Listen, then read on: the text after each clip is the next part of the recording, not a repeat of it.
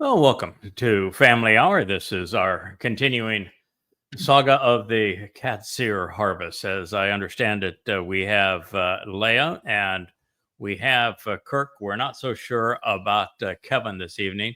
Well, he's there, sitting there in a very comfortable chair. I can see in front of the door, but we don't know if we have any audio with Kevin. So he might just be part of the audience this evening. But Kirk, you can hear us fine, correct? Yes, sir. Okay, good. And Leah's here as well. All right, so we're going to commence where we left off the last time in Qatsyr harvest. This is the ongoing story of Yahweh's ultimate salvation, really, of his covenant family. This is the last chance to keep them out of the time of Jacob's troubles. It's a marvelous opportunity. We would encourage everyone who is interested in spending eternity with God to listen to what we have to say about how we can participate really in this harvest. And boy, I tell you what, the last few days, it is becoming overwhelmingly evident that we are not going to get anybody who is part of any religious or academic community to listen. Well, when I've been posting a number of rebuttals to Christianity, because I think it really is amongst the most important things we've learned thus far, is that there was no Jesus Christ. It's not that the story of the Christian New Testament has its flaws and is wrong in certain places. It is wrong from beginning to end. The whole thing is a farce. There was no Jesus Christ. And the myth of Jesus Christ was created by Paul in 52 CE, and it was all based upon him counterfeiting the actual Messiah and the Son of God, David. It wasn't that he pulled this character out of thin air. He just simply robbed the actual Messiah and Son of God. And because that wasn't enough for him to create this new religion with him as the primary apostle, he then stole a little bit here and there from Dionysus, like the dying and resurrecting God thing, and actually being a god. So he took a little of Dionysus and blended it with Dode, and he came up with his caricature of Jesus Christ. You would think that being able to prove that, which we do, would be transformational for people around the world. And you'd think even more so if you could show that, and we do, that Dode, who is David, 700 years before he arrived, told us the exact day he was going to fulfill Chag Matzah, Pesach Matzah and Bekurim.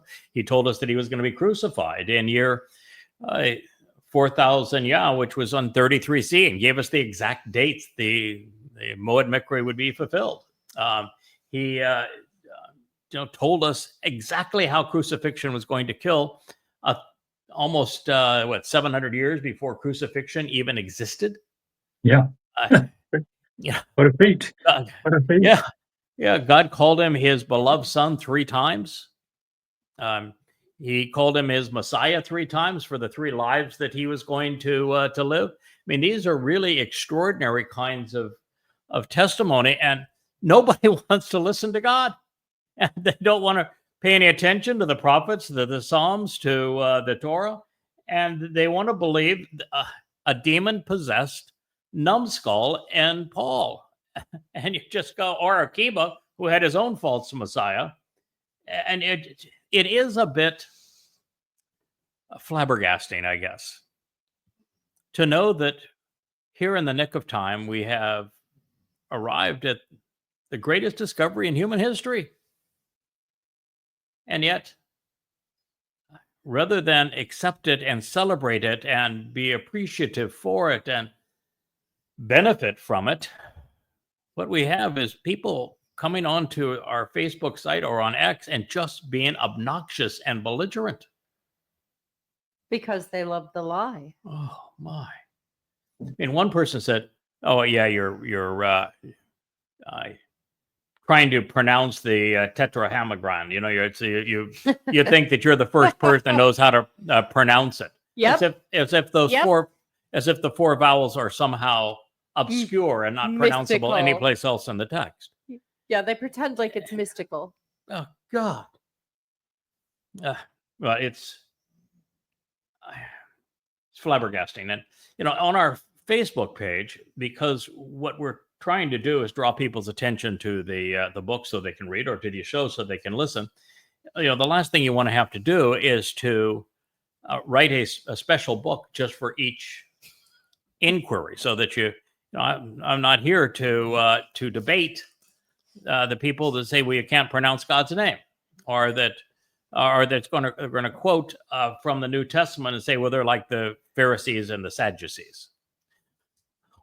One person even said that Dode had nothing to do with David. It was some other mystical character whose name doesn't appear anywhere. And you're just going, die. I'd pull out my hair if I had some. Oh, and thus far, and 16, almost 17,000 posts on X, there really isn't a single prolific poster with a following on X representing Israel that has said, you're right. I've checked out what you're saying about who Dode really is, and he is the Messiah. He is the former and returning king. He is our savior. He did say he was going to be here to fulfill Pesach Matzah Makonim. He did write about his crucifixion in first person. He is the person that was covered over and his identity stolen in the Christian New Testament. And it's just so profoundly important for us to know that at this time. And oh, by the way, thank you for letting us know that it's going to be Donald Trump in America that's going to betray us and award a Fakistanian state that makes Israel indefensible. That puts us in a much stronger position. And we appreciate knowing that we're only 11 months away from the time of Jacob's troubles, and that the Shabbat harvest is upcoming, so we can participate in it. I mean, not a single one. Imagine how Yeshaya felt. Yeah. Yeah, well, it's exactly how. Yeah, exactly. Well, that's not really true, because there are on X and on Facebook. Well, on X, we have, I think, 5,600 friends and followers on X, and of those, it's probably 10% who are actively engaged in communicating and part of these programs and communicating in one way or another in a positive way. And on X, of the 1,600 and change, it's probably 100 that communicate and are there to support what we are saying and doing. And so there's some overlap between those two, but let's say there's 500 people all total that are very active in support of this. That's 500 more than Yeshaya experienced, isn't it, when the doors to heaven was open? Yeah. That's 498 more than Moshe experienced at the end of 40 years of trying to herd those malcontents across. When you put it that way. Yeah, he only had two. We've got, I think we're ahead. We're ahead of the curve. And truthfully, the preponderance of the people that are part of the covenant aren't engaged in social media. They, have read the books. They will occasionally communicate online, but they're just not social media kinds of people. Can't blame them. I wasn't either. Yahowah said, I want you to do this. I wouldn't be doing it. So they just are not inclined that way. And a lot of people are introverts. You got Rich over here hiding in the corner. He's got a camera. He's got a microphone. But you think he's going to turn it on? No. It's on. It's part of it is that people. Yeah, a lot of people have a high comfort level out of the spotlight. I mean, I can attest to that. I was happy being Yada anonymous. I know. Yeah, the only one we know for sure that is genuinely interested in being in the limelight. It's Wookie. Is this guy? Is this? Oh, There we go. Oh, excuse me. Okay, we'll get you all untangled here. There you go, Wookie. Well, there we go. There you go. No harm, no foul. I wonder why it is that the message doesn't track with my people. And, I thought a lot about it over the last few days. And I think it has a lot to do with the message has never tracked well among Yisrael or Yahud. Well, And if you mean by never, starting with the Exodus and really the first day of the Exodus and proceeding all the way to today as never after 3,450 plus years, then you'd be right. It would be never. I don't think Israel has ever had a relationship with Yahweh. I don't either. Wow. Oh. Here and there, a smattering of individuals. Other than that, as a nation, no. You look back and you say, all right, this covenant relationship started with Abraham, but he wasn't exactly a man of the highest character, and he didn't do a whole lot that would indicate that he was even capable of having a high quality relationship with Yahweh. He couldn't even treat his own wife well. Mm-hmm. I'm not even sure he was good to his son. He just wasn't the kind of guy you'd say, well, that is a really tight, loving relationship. You go to Moshe, and the relationship at times was very good. At times it was very bad. Aaron, it was almost always bad. Miriam, terrible. And then you go to forward to Yoshua ben Nun, and it was okay, but not. They didn't do as much as they forgot to do, almost as much as they did, if not more. And you get to the point of the kings, and you look at the children of Israel. They want Saul to be their king. They want to be just like the Gentiles. That didn't work out very well for them. That was terrible. And then Dode takes over. This is God's choice, but the people didn't much care for Dode. I mean, he was a hero when he slayed the dragon, but then they allowed the king to chase after him. They all but ran him away.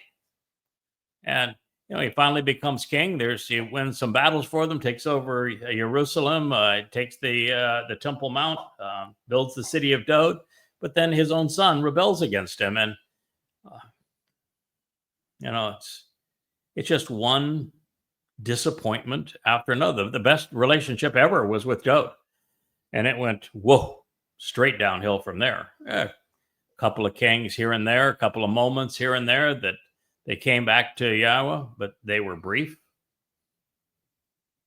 So you'd have to say since 1447 BCE, 3,400 and over 50 years ago, to today, maybe you've had 30 years all total, maybe 40 years of decent relationship. And so it's an ongoing struggle.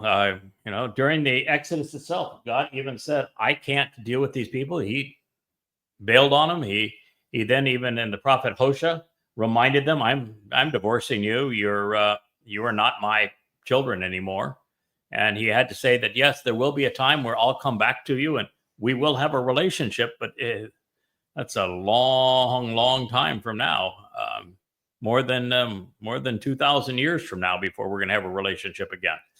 And then he finally tells us that he's going to reaffirm his covenant relationship with Yisrael and Yehudim, and through Hosea again, he says, you're going to be my people again, and I'll be your God.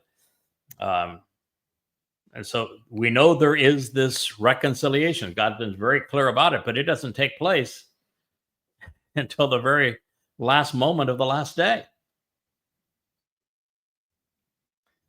So the relationship's going to be horrible.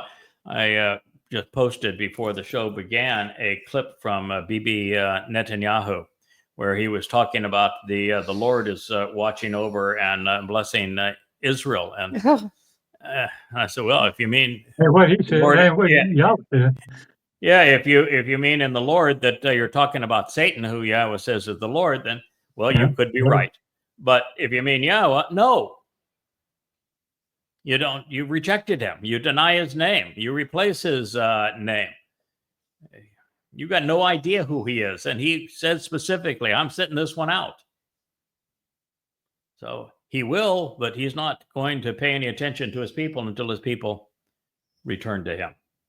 And that is what we're here to prescribe through this upcoming harvest. Wookiee, in the worst way now, wants to get down after knocking over the microphone and getting caught up in my headset. He not only wants down, he has moved into the Wookiee wagon. He has a special house here that is a little camper. It's a camper. It's called it's Wookiee's Glamper. It's called the Rough Life is the license plate on it, but it's a full-on Glamper. And Wookiee has just decided he was going to hang out there. Everybody show. Yeah, so everybody's got to have a place, right? This is my timeout place.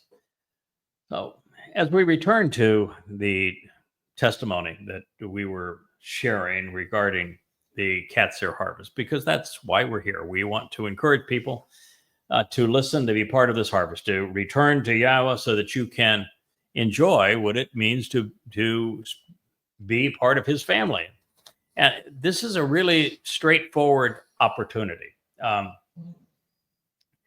God has made it clear that there are 5 conditions of the covenant. If you accept those 5 conditions and you attend his Moed Mikre, acknowledging his name and his son's role in fulfilling those first 3 Mikre that provide the benefits of the covenant, then you can spend eternity with him. You are made immortal, you're perfected, you are adopted, you're enriched, and you're empowered.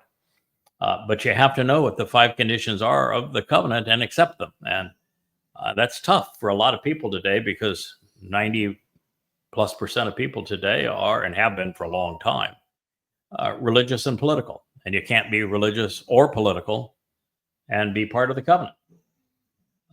And then you have to walk to Yahowah and allow him to perfect you. And the only way to do that is to correctly observe the Moed Mikre. And the one where you become perfect is the one that Jews don't even acknowledge. They don't celebrate. So you've got to get your act right and recognize the purpose of Pesach, Matzah, and Bikurim, and how Pesach is just the first day of Matzah, and that Pesach is not a 7-day celebration. And Pesach has nothing to do with liberation. It has all to do with life. It is Matzah. It is about liberation. And so it's just a complete restoration of the proper intent of those Moed Mikre. Then you go to the 3rd condition, which is to trust and rely on Yahowah. But how can you do that if you don't even know his name? Or refuse to say his name. Yeah, if you think that it's a mystery to pronounce the Tetragrammaton, and you can't fathom that, well, there are 22 letters in the Hebrew alphabet, 5 of them are vowels, and these 5 vowels, of those 5 vowels, 3 of those letters are in Yahowah's name, and they're amongst the most common letters throughout the Torah, prophets, and Psalms, and there are thousands upon thousands of words that tell you how to pronounce them, and you're not smart enough to figure that out. But oh my God, it's the Tetragrammaton. You can't pronounce that. Oh, it's sacred. You got to call him Hashem, because we have too much respect for his name to actually acknowledge his name. How's that possible? He said it all the time. Yeah, but how can you have respect for someone's name if you don't say it, if you don't acknowledge it? You can't. Wouldn't that be a disrespect for it? Yes. A negation of it. Yeah. Are you familiar with what the 3rd statement that Yahowah etched in stone says? Yeah. Don't mess with my name. Yeah, don't mess with my name. That's paraphrased, but yeah, it's that anyone who negates the merit of his name cannot be saved. That there is no salvation for those, and no forgiveness for those who negate the merit of his name. And there's nothing that would negate it further than completely writing it out of his testimony in your lives and never saying it. That's about as extreme as it gets. Yeah. And of course, even you look at the 2nd statement that Yahowah etched in stone. Can you paraphrase that for us, Kirk? That's the one with. Is that the one? Let's see. Where we don't make any graven No, objects? but it's just don't be religious. There's Oh, like don't be really. Yeah, all the about stuff that goes with about it. 5 different ways that God says don't be religious. Uh-huh. No idols, no false symbols, no false No gods, bowing down, no religious arts, no bowing down, no entering places of worship. Don't be religious. It's every way he could possibly say don't be religious is the second statement, and yet they're religious. So, Leah, you need to have a talk with your people. Yeah, I've tried. Yeah, yeah. You know what? What? I came to the same conclusion Moshe did. Kill me now. Yeah, that's. There are times where it sounds tempting to say, "Okay, God, let's admit that this is impossible and let's move on." But that's God is convinced. In fact, He's seen the future, so somehow we prevail. But I don't know how we shake the insolence, but somehow we do. yeah, and the fact is that the attitude amongst Yehudim and Israelites towards God has actually worsened over time. Oh, yeah. And that's pretty hard to fathom since they were obnoxious during the Exodus.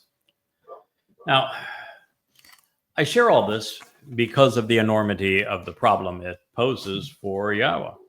There are 7 Moed Mikre, 4 beyond the 3 which have already been fulfilled. When Yahweh demonstrated the purpose of Pesach, Matzah, and Bakurim at the inception of the Exodus, which he did, from the crucibles of religious and political oppression, and then he explained them later in his Torah and Kara invitations. It was with the anticipation that, well, they would pay attention to what he had said, and that, of course, he would honor his promises. Similarly, when Dowd fulfilled the first 3 invitations to be called out and meet, told us exactly when he was going to do so, told us precisely how he was going to do so in first-person accounts, well, then you would have thought that when he showed up in year 4000 Yah, 33 CE, that might have been somebody that noticed. And it was all to enable, because it is only based upon these the fulfillment of Pesach, Matzah, and Bakurim that we are prepared to capitalize on the Shabuah harvest. So if you want to be part of the Shabuah harvest, the first thing you must do is to understand the intent of and reply favorably to the invitations that God has made to us regarding Pesach, Matzah, and Bakurim and Dowd's fulfillment of these dates.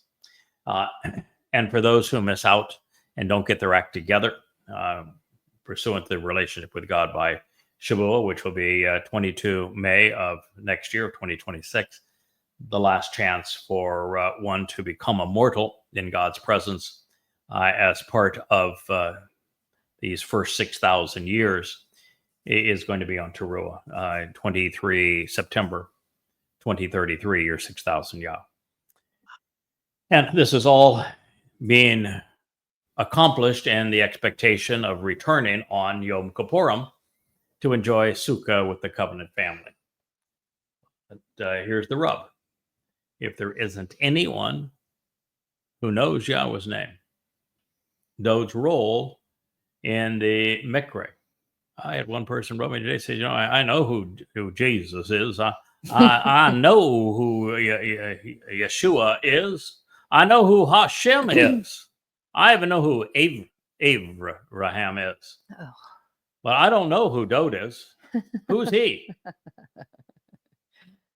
Yeah, that's the problem, isn't it? Yeah, well, that and not knowing Yahweh and corrupting Abraham's name.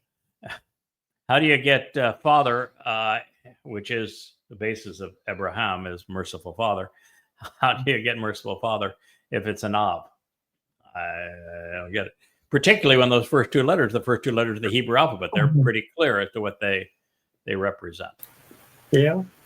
Yeah, we can say Ava, but not Abba. Right. How did that work?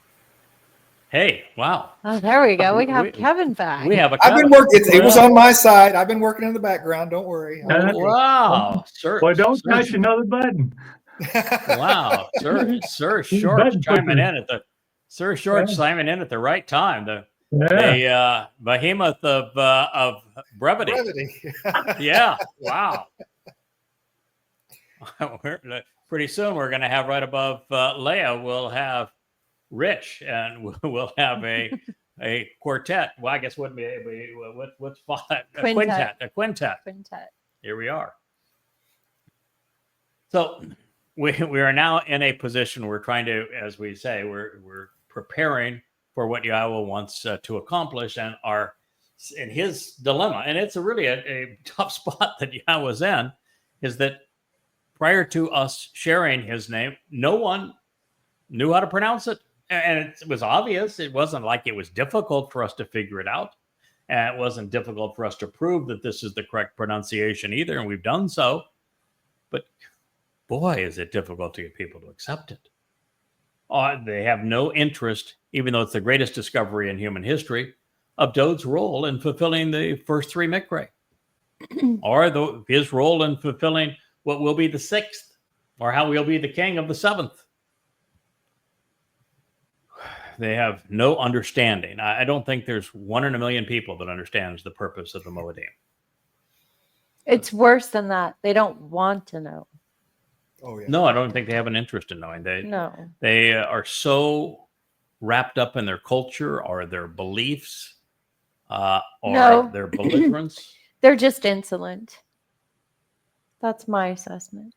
They're what now? They're just simply insolent. Yeah, well, they're insolent, all right.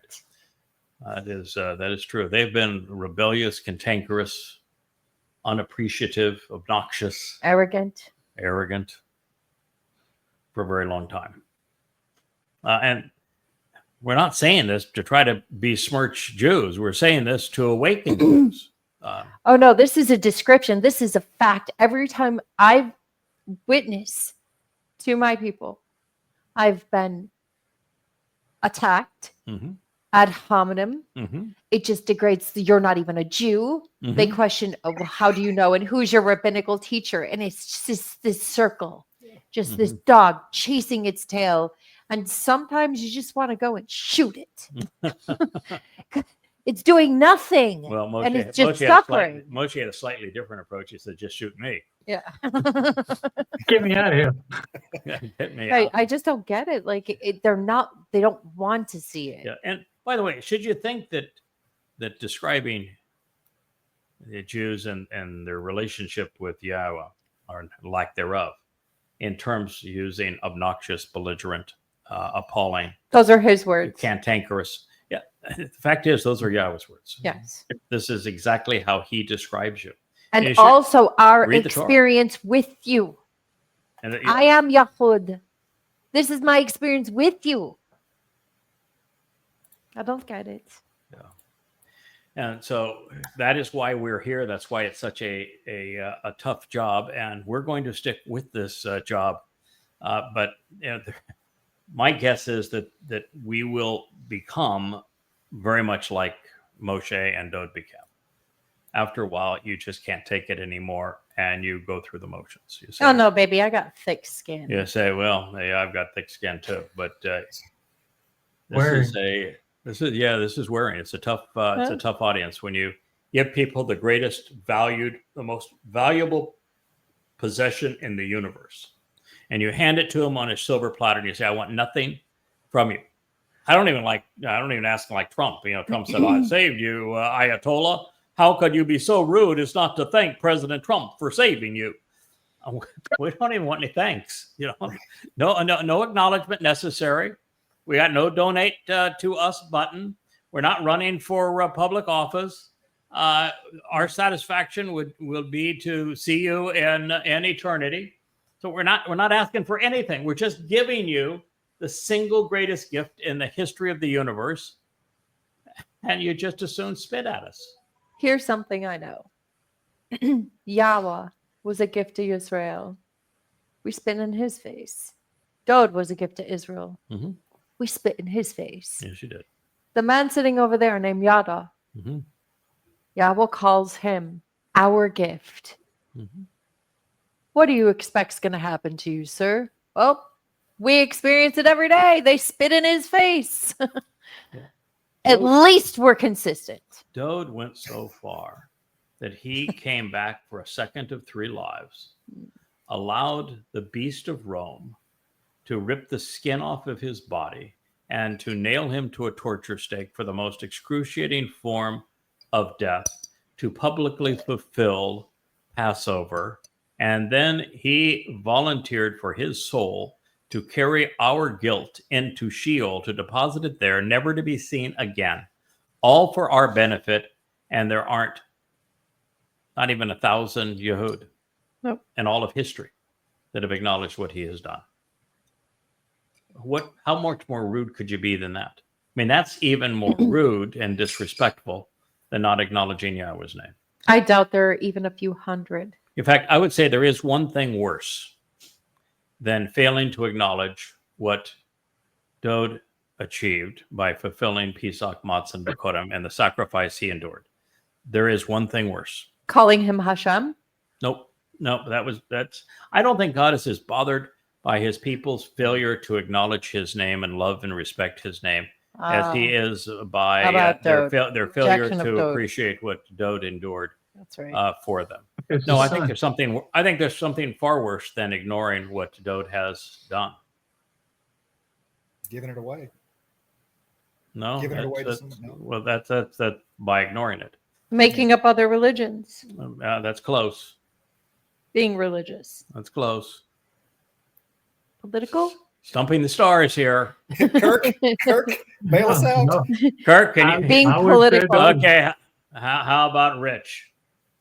What's the worst thing that Jews have ever done in this regard in terms of irritating God? Nope. There's so Boy, many. We've got them all stopped. Negating his name. No, We're that's not getting probably paid for this show. that's probably probably third. I mean, my guess is then there's not a lot of people that know the answer to this question, because you guys are well read and you've thought Very about it. much, yeah. Okay, I've actually said this on a bunch of occasions. When Paul, as a rabbi, robbed Dode of everything and promoted a mythical caricature to replace everything Dode had done, to create a fraud that billions of people would believe in. And then when Rabbi Akiba doubled down and said, I'll do you better, I'll come up with another false Messiah to hide the truth about Dode. So they not only ignored him, they replaced him with frauds. Yeah. Buried him some more. And I think that is the single greatest Yeah, I crime get in it. human history. Yep, religion is not a victimless crime. Yeah. But in this case, the religion of Judaism and Christianity are both based on not only denying what David has achieved, but replacing him with outright frauds. And that's where we get who's Dode. So there we go. This is why what we're offering is the single greatest discovery in human history, and it's the greatest crime ever committed. Agreed. So it's more than just reintroducing Yahweh's name. It's more than just recommunicating and reacquainting God's people with the reality that Dode fulfilled the first 3 Moed Mikre. It's more than just explaining how there are 5 conditions of the covenant and that the 5 benefits of the covenant fulfilled through the first 3 Mikre. It's more than just explaining when these things happened and when the next 2 harvests will occur and what will happen between them, as well as when Yahweh and Dode come back. It's more than just understanding the whole picture and how it fits together. Because there is a bigger problem than the lack of knowing Yahweh's name, even Dode's name, Dode's contributions, the conditions and the purpose of the Bereth covenant, the purpose and the intent here of the Moed Mikre and their timing, and God's overall plan. There's something that's far worse. Now, I don't think anyone's going to guess what I'm going to say here, but it's the single worst thing right now that is continuing to divide Yisrael and Yehudim from Yahweh. Politics. No, it's the single worst thing a person can suffer from. Apathy. A bad Oh, attitude. attitude. A bad Yeah, attitude. that always is true. The world has a bad attitude about God. Christians, Muslims, the practitioners of all forms of Judaism, especially the Haredim, secular Jews, Marxists, everyone. They all have a really crappy attitude about God. Yes, because they all secretly blame God. Well, no, they all secretly have false gods. Not secretly, they publicly have Publicly false gods. have false. Yeah, publicly have false gods, and They secretly blame God. and they condemn the real God on Yeah. behalf of their false gods. They have a crappy attitude. I mean, the reason that Yahweh burnt up the entire area around the encampment for the children of Israel and called them every derogatory name in the Hebrew language is because they had a crappy attitude when they were complaining about everything rather than goes right back to the same. So Yahweh endured exactly what we're enduring, and it's important for Yehudim and Goyim to recognize this. Yeah, we're professional complainers. Yes, the problem during the Exodus was that the appropriate attitude was to say, Yahweh, thank you for freeing us from being slaves in Mitzrayim. Thank you for saving us from what was a genocidal situation and apartheid. We were being abused badly, and we were being murdered. Thank you for saving us. That you went way out of your way to free us from that, and we're grateful. And not only do you free us from us, you had the rank and file of the Mitzri, the Egyptians, give us gifts of everything from sheep to utensils to valuables and gold and foodstuffs and culinary items, and it was nice to send us off like that. And then when the Egyptian army came after us again, and we were facing the sea and on Nueva Beach, and boy, it looked really bleak, and we got kind of iffy about the whole thing, and you magnificently you parted the sea, and we were able to walk across, and wasn't that glorious? But not only was that glorious, but as we got to the other side, you released the waters again, and that regiment sent out from Pharaoh drowned, and we were safe on the other side. And then you provided us water when we got there, and we saw the brilliance of your presence on the top of the mountain, and we witnessed Moshe, our leader, go up there and come back, and he was just glowing. And then you shared these 10 statements with us, and you were kind enough to teach us a lesson as to how deadly religion is very early on, so we would understand, because we were obnoxious when we built that golden calf. We're sorry we did that, but you didn't give up on the rest of us, and here we are. And boy, what a thrill it was when you came down off that mountain and stood beside Moshe and said, "Here's my guy," and your beautiful light and your booming voice, and here you were speaking to us. You taught us all about the covenant and our past, and about Father Abraham and Jacob and Yishak, and told us the creation story and the story of the flood. What marvelous insights you've shared with us, and we are so lucky and fortunate that you cared for us in this way. And now we know you're taking us to the promised land, a land flowing with milk and honey, and that we're going to be your children, and you are our God, and we are the most blessed people on the earth. Thank you, Yahweh. I don't read that anywhere. Okay. No. So there's one time where Israel has the right attitude. And that is the Song of the Sea. Well, yeah. After that, Well, there was a moment. It was a moment. They had a really lousy attitude on one side on Nueva Beach. and said, you took us out here to die. We might as well just go back. They're all going to kill us. What a stupid move this was. And when they got to the other side, there was the Song of the Sea, and that was beautiful. It was. I don't know if it lasted 15 minutes or 20 minutes, but it's a lovely song. Yeah.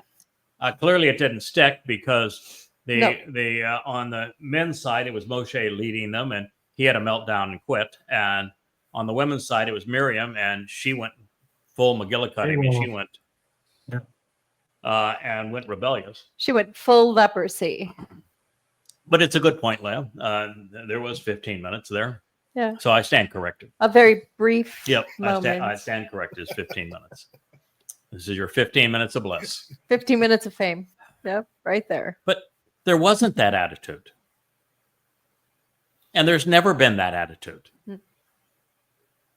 And that's the problem that Jews have today. They don't have that attitude. Their attitude stinks. They rather rely on the IDF. They want to praise the IDF for their great suicidal mission into Iran, or the absolute failures on 10/7 and then making a bad situation in Gaza worse. Oh, yes. And if you tell them any difference, you're obviously anti-Semitic. Let me tell you something. Their attitude stinks to high heaven. Well, it's horrible. That's why Yahowah said, I'm fumigating the joint and I'm leaving here. It's pretty simple, Israel. We're not trying to rag on you. We love you. Yes, we love you. Yahowah loves you. We want to get your attention because, unfortunately, even though, we're doing our best to love you and we're devoted to you. It's probably a better term. We're devoted to you. You really are making yourself unlovable right now. And you have for a long time. So while Father and Son explained what was going to occur 7 to 14 centuries before any of it actually transpired, since Yisrael was lost and Yehudim weren't listening, there would be no beneficiaries. And there isn't much point in harvesting an empty field or attending a family reunion without a family. And even with all of the naysayers out there, bottom line, if Yahowah didn't approach me 24 years ago and we start this collaboration, no one would know his name. No one would know that there was no Jesus. No one would know that Star of Dod is complete farce and it's tied to a false Messiah, and that the very conception of rabbinic Judaism was a man who lied about a false Messiah and created this hellish legacy of Palestine. And because of the diaspora, put Jews in shuttles and brought on the Holocaust. That's the founder of Judaism. They wouldn't know that Paul was a complete fraud, that the Christian New Testament is a farce from beginning to end. They wouldn't know that the Talmud is not Torah and it has no correlation whatsoever to Yahowah. They would not know that the Son of God and the Messiah, our former and returning King, is Dod. They would not know that it is Dod who is our Savior and fulfilled Pesach Matzah Makodim. They wouldn't even know that it occurred in 33 CE or what the implications were for 2033, 40 Yobel thereafter. There wouldn't be a single person who would avail themselves of the Shavuot harvest or of the Towrah harvest. Not one person on earth. And if there's no one to do those things, there wouldn't be a remnant of Yisrael, nor even a red heifer to perfect them. And so there would be no homecoming because there'd be no one to come home to. And that's why in the last line of the last prophet, Malachi, Yahowah says, if it wasn't for this witness, I would come and destroy the earth. So there's a lot at stake. And beyond the salvation, really, of planet Earth and of life on it as we know it, there's something that should matter to all of you even more. Your own soul. Yeah. There's no way to prolong the existence of your soul apart from this message we're delivering from Yahowah. The best you can hope for, if you do not embrace Yahowah's name, Dod as your Messiah and King and Savior, Understand the bereth and the mikre. The best you can hope for is for your soul to be extinguished at the end of your mortal life. That's the best you can hope for. And if you are engaged actively in politics, engaged actively in religion, Bye-bye. yeah, and if you're one of those that wants to come on the Facebook site of the one conveying this message and besmirch it, then it's you're not going to have the that situation where your soul ceases to exist.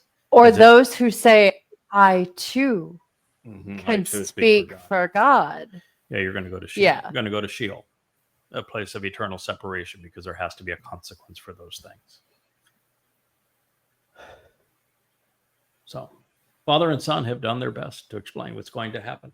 But without anyone listening, there is an empty field. There is a reunion without a family. And even worse, with the chosen people having chosen to go it alone, well, they're not faring very well.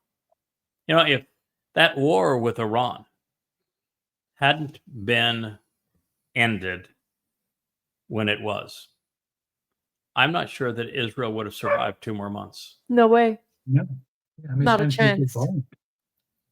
And, you know, this notion that Israel accomplished something by postponing Iran's nuclear program, nothing can be further from the truth. They assured it. I understand. And there were so many negative consequences of what happened as a result of that it's almost unfathomable that Jews are pounding their chest and thinking that they prevailed. But it is what it is, as they say. And you know, they're still proud of the pictures that they have of blowing up things in Gaza and saying, "There you go. This is what victory looks like." No, it's what suicide looks like. It's what destruction looks like. You know. You cannot fight an ideology with bullets and bombs. Can't. You know, the first time you said that, I was so struck by it that I literally stood up and it just let it wash over me. It is absolute truth. Yeah. You can throw whatever you want at it. It won't matter. Correct. You have to fight religion's ideology Right. With words. with words. Yep. You have to wield words wisely if you're going to defeat a religious foe, and the foe that has battled Israel for the past 1,400 years, even before there was a nation of it. Well, not before there was a nation of Israel, but before it was reformed, reconstituted, but has sought to annihilate Jews, is Islam. And until you recognize that your enemy is Islam and learn how to fight a religion, wielding words intelligently, you're going to continue to lose. And you know, I've posted, I'm getting a lot of flack for it, but I posted pictures of the destruction of Gaza.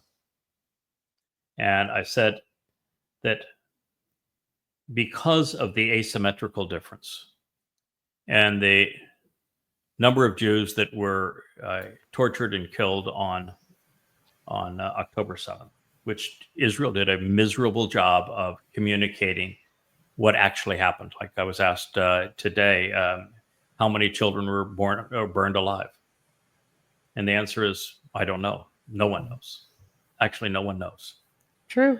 The scholastic studies, the journalistic studies, the IDF studies have come up with 0. There's been independent studies where just individuals have culled together all of the pictures and all the images, and some of them will say, you know, up to 8 or 10 were burnt. We don't know how many were burnt alive. We just don't know. And the fact that we don't know is the ultimate shame, because if you wanted to be able to justify a harsh response, then what you had to do is to justify it, and they didn't do it. They just didn't do it. It did a miserable job of conveying the extent of the carnage. And when you deal with 1,200 dead, and many of those, by the way, were killed in friendly fire, which, you know, happens a lot in chaotic situations like this. Most of them died and were abducted because the IDF utterly failed on the state, which is a criminal. for that to have happened. But when you look at those and the ones that were abducted, take 1,500 people. But not only was that almost 2 years ago now, not only was it never properly conveyed by Israel. There's some videos that came out late, but they show a fraction of 1% of what occurred. Israel has completely destroyed the community and homes of what was 2.2 million people.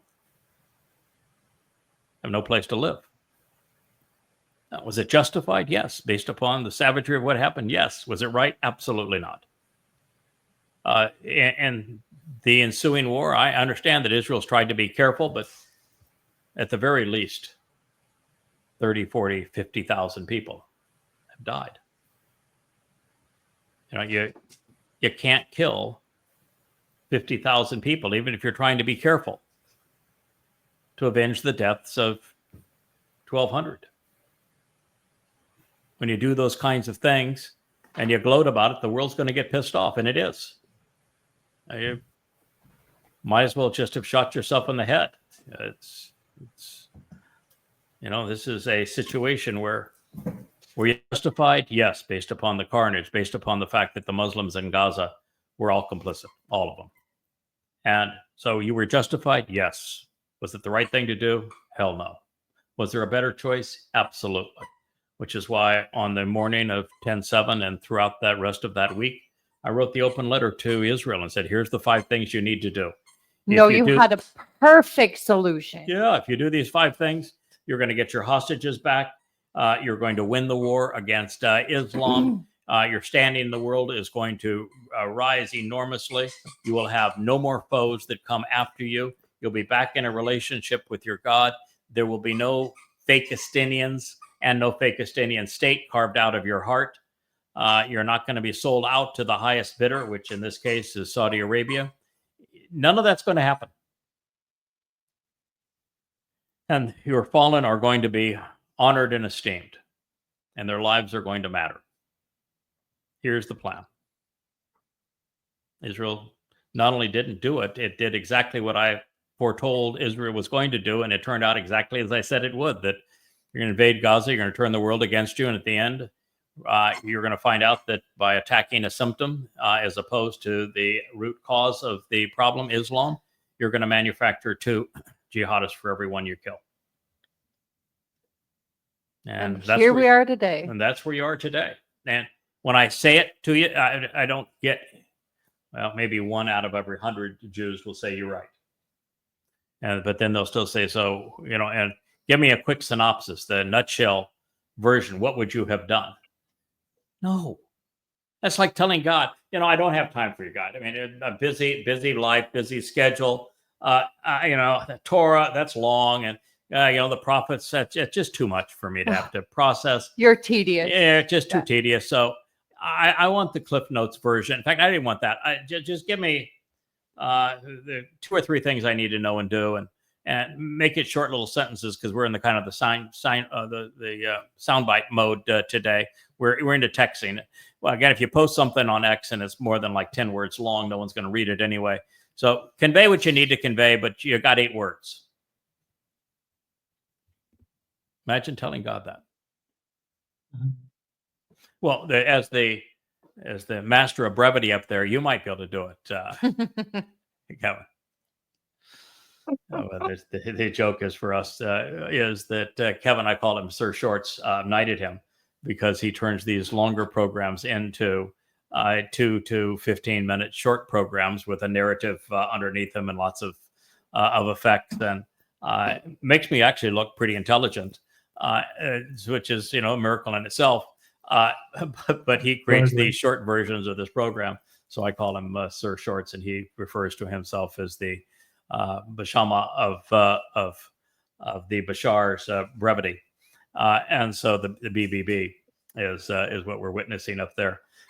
And you did a very nice illustration of him, Kirk. I appreciate that you captured him. I thought the one that you did of me probably was the most insightful I've ever seen. You know, somebody, and you can see it on the site if you're interested. It may not mean anything to anybody but me, but you know, I can look at that picture and see the foreground, the background, the eyes, the expression, and it just speaks to me. It tells me this is who we are. This is the job. This is where we've come from.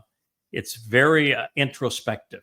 It's somebody who is steely-eyed and committed, but deeply engrossed in thought, that wants to be very careful of what he says next, and knows the weight of the mission that he's been asked to participate in.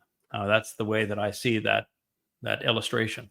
And I think sometimes in an illustration, you can convey far more than you can in real life or a picture. Perhaps. I always thought that way. Yeah. It's in this case, you've conveyed more than a picture could by a considerable margin. Well, I So, always said, yeah, you do. I mean, it's apparent that you could not have drawn that without knowing the subject. It is, in fact, if there was a single thought, it would be contemplative and serious. Someone who is seriously devoted to the mission, exceedingly thoughtful about it, is very content and comfortable with who he is and his relationship with Yahowah in the process, but also absolutely cognizant of the enormity of the challenge. That's the expression that I see when I look at that. Was any of that something you tried to convey? actually, all of the above. Yeah, I thought so. It just doesn't happen by I'll accident. send it to you soon too. You can. A picture's worth 1,000 words. It's the only way Kirk can keep up with you. Yes. Yeah. I can't type fast enough. Yeah.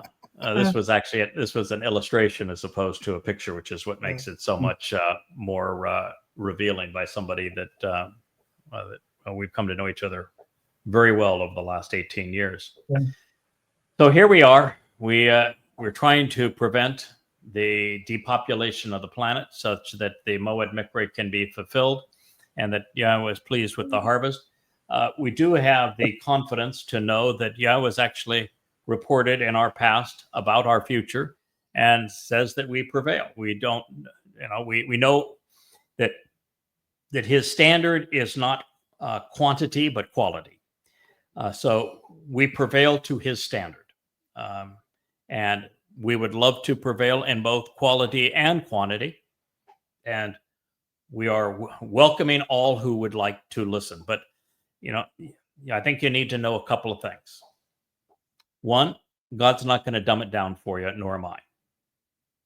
Yeah, to quote my good friend, Captain Kirk, if you want to be a part of the covenant, you've got to have the want to. Mm-hmm. True. Yep. The second thing is, so after the fact, we're not going to dumb it down to you. We're not going to change the rules for you. God has his rules. It's his home. And he has house rules, and you'll either accept those rules or not. But you're not going to get him to change any of them. Number 3, your opinion may mean a whole lot to you, but it doesn't mean diddly squat to us or to God. So Nope. you can just keep it to yourself. Somebody wrote, well, I think we all make ourselves into the gods we imagine. And, What? I know somebody like that.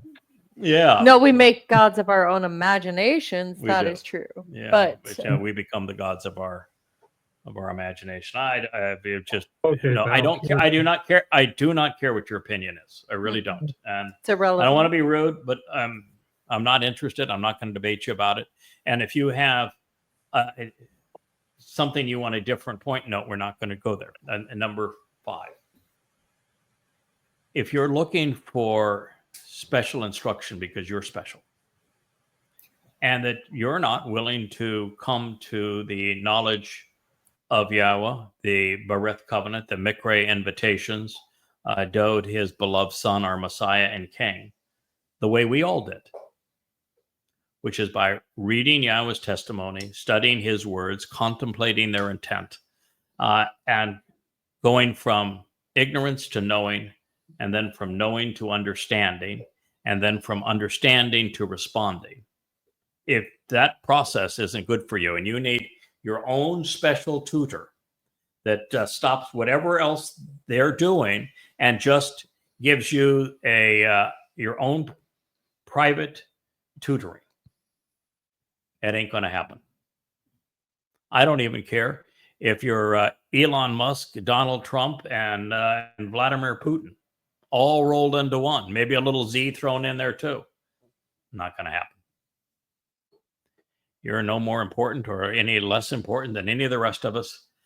And there isn't a single one here that is here because they wrote and said, I don't have time for all those books. Can you just tell me what I need to know? Can you give me the cliff notes? Why don't you just answer these questions? Why don't you explain how you came to these conclusions for me right here? That's never happened. I don't think there's a place even where God says, I'm going to drop what I'm doing. Let's stop the narrative right here. I'm going to give you a quick synopsis of what's entailed if you want to be part of the covenant family. Nope. It doesn't do it. Not once. Nope. You got to jump into the story at the beginning. It's a very good place to start. And then you need to make your way through the end, which is the best place to conclude. And that's going to get you from Bereshith to Malachi and no further. And even good news is for those who are like Kevin up there and you prefer brevity, there's some books you can throw out. You can throw out Job. You can throw out Jonah. You can throw out Esther. You can throw out Ecclesiastes. You can throw out the Song of Solomon. You can throw out the very long book of Ezekiel. They're all rubbish. They don't belong. So, hey, we've already done what a service we're providing.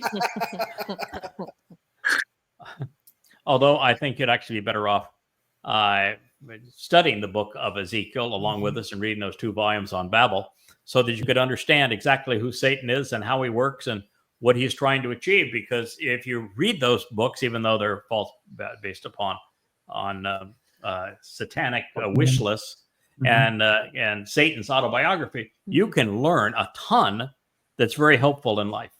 So, I would actually encourage reading them. No, you can learn how disgusting Satan is.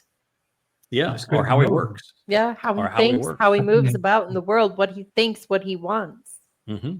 What it means to say Lord. Yeah. Know your enemy. It's like that vision that has all the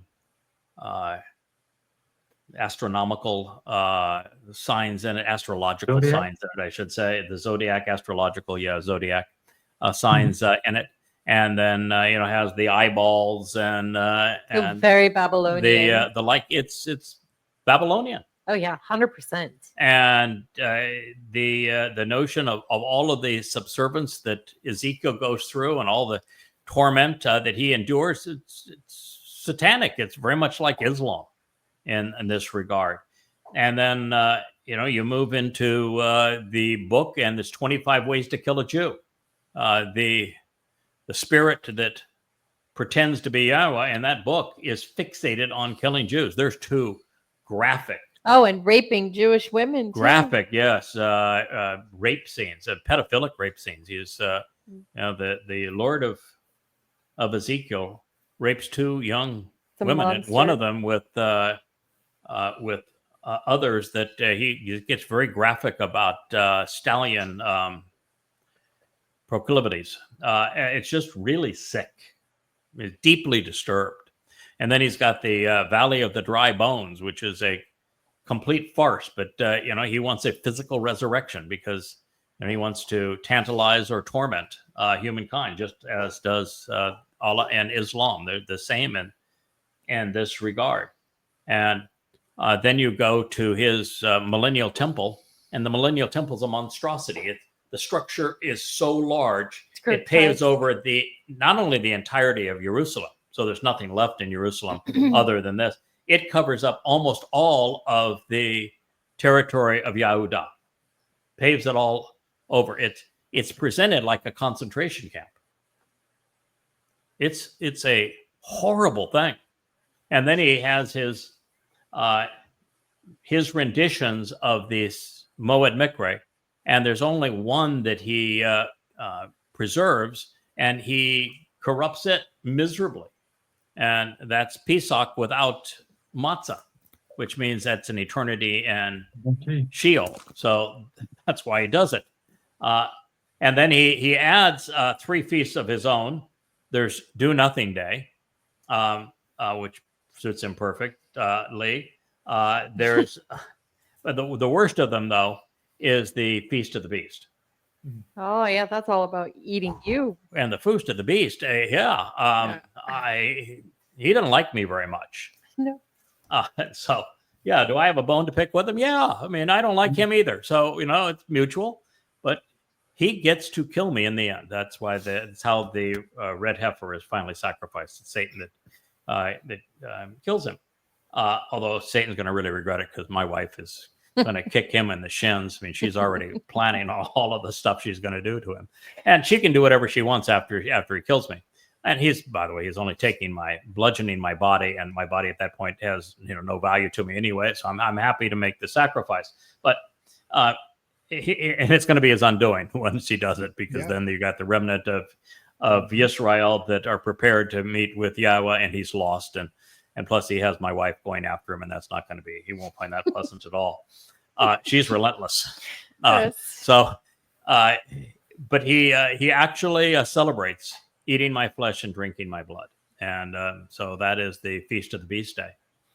Of course, there's also a new moon day too, because he would have to have a new moon day, being akin to Allah. So this book is just horrid. And the fact that it makes its way into Revelation proves that Revelation isn't true. The Gog and Magog war, totally untrue. The Battle of Armageddon, untrue. None of that's going to happen. You can just throw it all away. And so there's a lot you can learn. And Ezekiel, he actually takes us back into Eden. And he tells us that he was the cherub on the wall. Mm-hmm. Yeah. So the reason he was able to garner Chawah's attention and to beguile her is that they knew each other. He was already there. He was already there. Is that he was one of the guards of the wall, keeping the rest of the humans at bay, and so they couldn't bother them in the garden. And so he was one of the cherubs, and he speaks of how beautiful he was and how unfair it was that someone as beautiful and handsome and powerful and brilliant was cast down, and how mean God was to do that. He sounds like your typical narcissist. Yeah, so it's really a fascinating study. So I would encourage folks to read it. And think about how much we've offered. The most comprehensive renunciation of Islam, so that Israel could actually protect themselves in an intelligent way. I mean, you can actually fight the Muslims that are trying to kill you intelligently with these 5 volumes. This is just volume 5 of 5. And then you can repudiate Christianity. This is 1 volume of 5, so that you can actually come to know that Dode was your Messiah and he is the Son of God. Then you have books like this, that this is volume 1 of 3 in an introduction to God. And it not only describes the source material and what are the oldest sources for the divine Yahweh's text, and how we came to possess them, and how many books we have from each cave, and then it goes in, Kirk, as you know, to the vocabulary. Actually goes into the alphabet itself, and explains the alphabet and what those letters each meant individually. Goes through Hebrew grammar and talks about the stems, the moods, the conjugations, and The nuts and bolts. the nuts and bolts of the whole thing. And then it has a marvelous chapter called Why You, Why Me? Oh, yeah. Yeah, so that you might know who you are and who I am and why we're having this conversation. And then Why? there's- Who do you think you are? yeah. And this series, Yada Yahowah series, there's 8 volumes here, and you're going to read the most interesting portrayal I think ever written on creation, that actually puts creation in the context of science and shows that every aspect of it, including the timing, is consistent with what we know scientifically. That 6 24-hour days happen to be equivalent to 14 to 15 billion years, based upon relativity and the fact that time moves more slowly and the proximity of great energy and matter. Now we even know that there were big bangs everywhere. Yeah, I was actually used the term big bang, but there were big bangs everywhere. So it was a uniform situation here. So it's just so much that these books provide. And, then there's a whole series on Dode and his Psalms called Coming Home. And then a whole series on going through the book of Yeshayah, this textbook on how to perform as a choder and how to work with the choder and respond to the choder. And Yeshayah, that's in the observation series. There's just nothing like this reservoir of knowledge that is being freely offered to you. Capitalize on it. To Leia's point, you're a gift. Yes, it is. No, they'd rather argue about the tetragrammaton. But then what you get back to is the bad attitude again. Of course. You can overcome in life almost anything Except that. but a bad attitude. You just can't. True. And so you got to resolve the bad attitude, because with the chosen people, they have just not chosen God in return. Sad. If there's no one to save, God's not coming back. Now, fortunately, we know that there is going to be a marvelous series of events that are going to culminate with a productive Shabbat harvest 11 months from now, with a fascinating time with the 2 witnesses, Yada and Elia, and the last 3.5 years of the 7-year time of Jacob's troubles appearing April 4th, 4/4 of 30. But we know that there's going to be a horrible jihadi terrorist war that's going to be so just horrendous and appalling for Israel. It's going to be worse than anything Israel has ever experienced, 1,000 times worse than 10/7. That's why we knew that the Iraqi war had to end, because Israel can't be destroyed in the next 3 months. It's going to be taken to the point of its last gasp in 99 months from now. And the war that is being brought against it, well, there are many, many descriptions of drones and missiles, many descriptions of drones and missiles and rockets as part of that war. The principal belligerent isn't the missile, the drone, or the rocket. It's the terrorist. And the terrorists coming across and flooding the hills of Israel from the inside out, outside in, all around. So numerous, they cannot be counted. We're talking about in the millions. And so that's how the prophets describe the time of Jacob's troubles. And so that's why we knew that this war with Iran had to end, because it was in a completely different kind of battle, and its terminus date would be much too soon.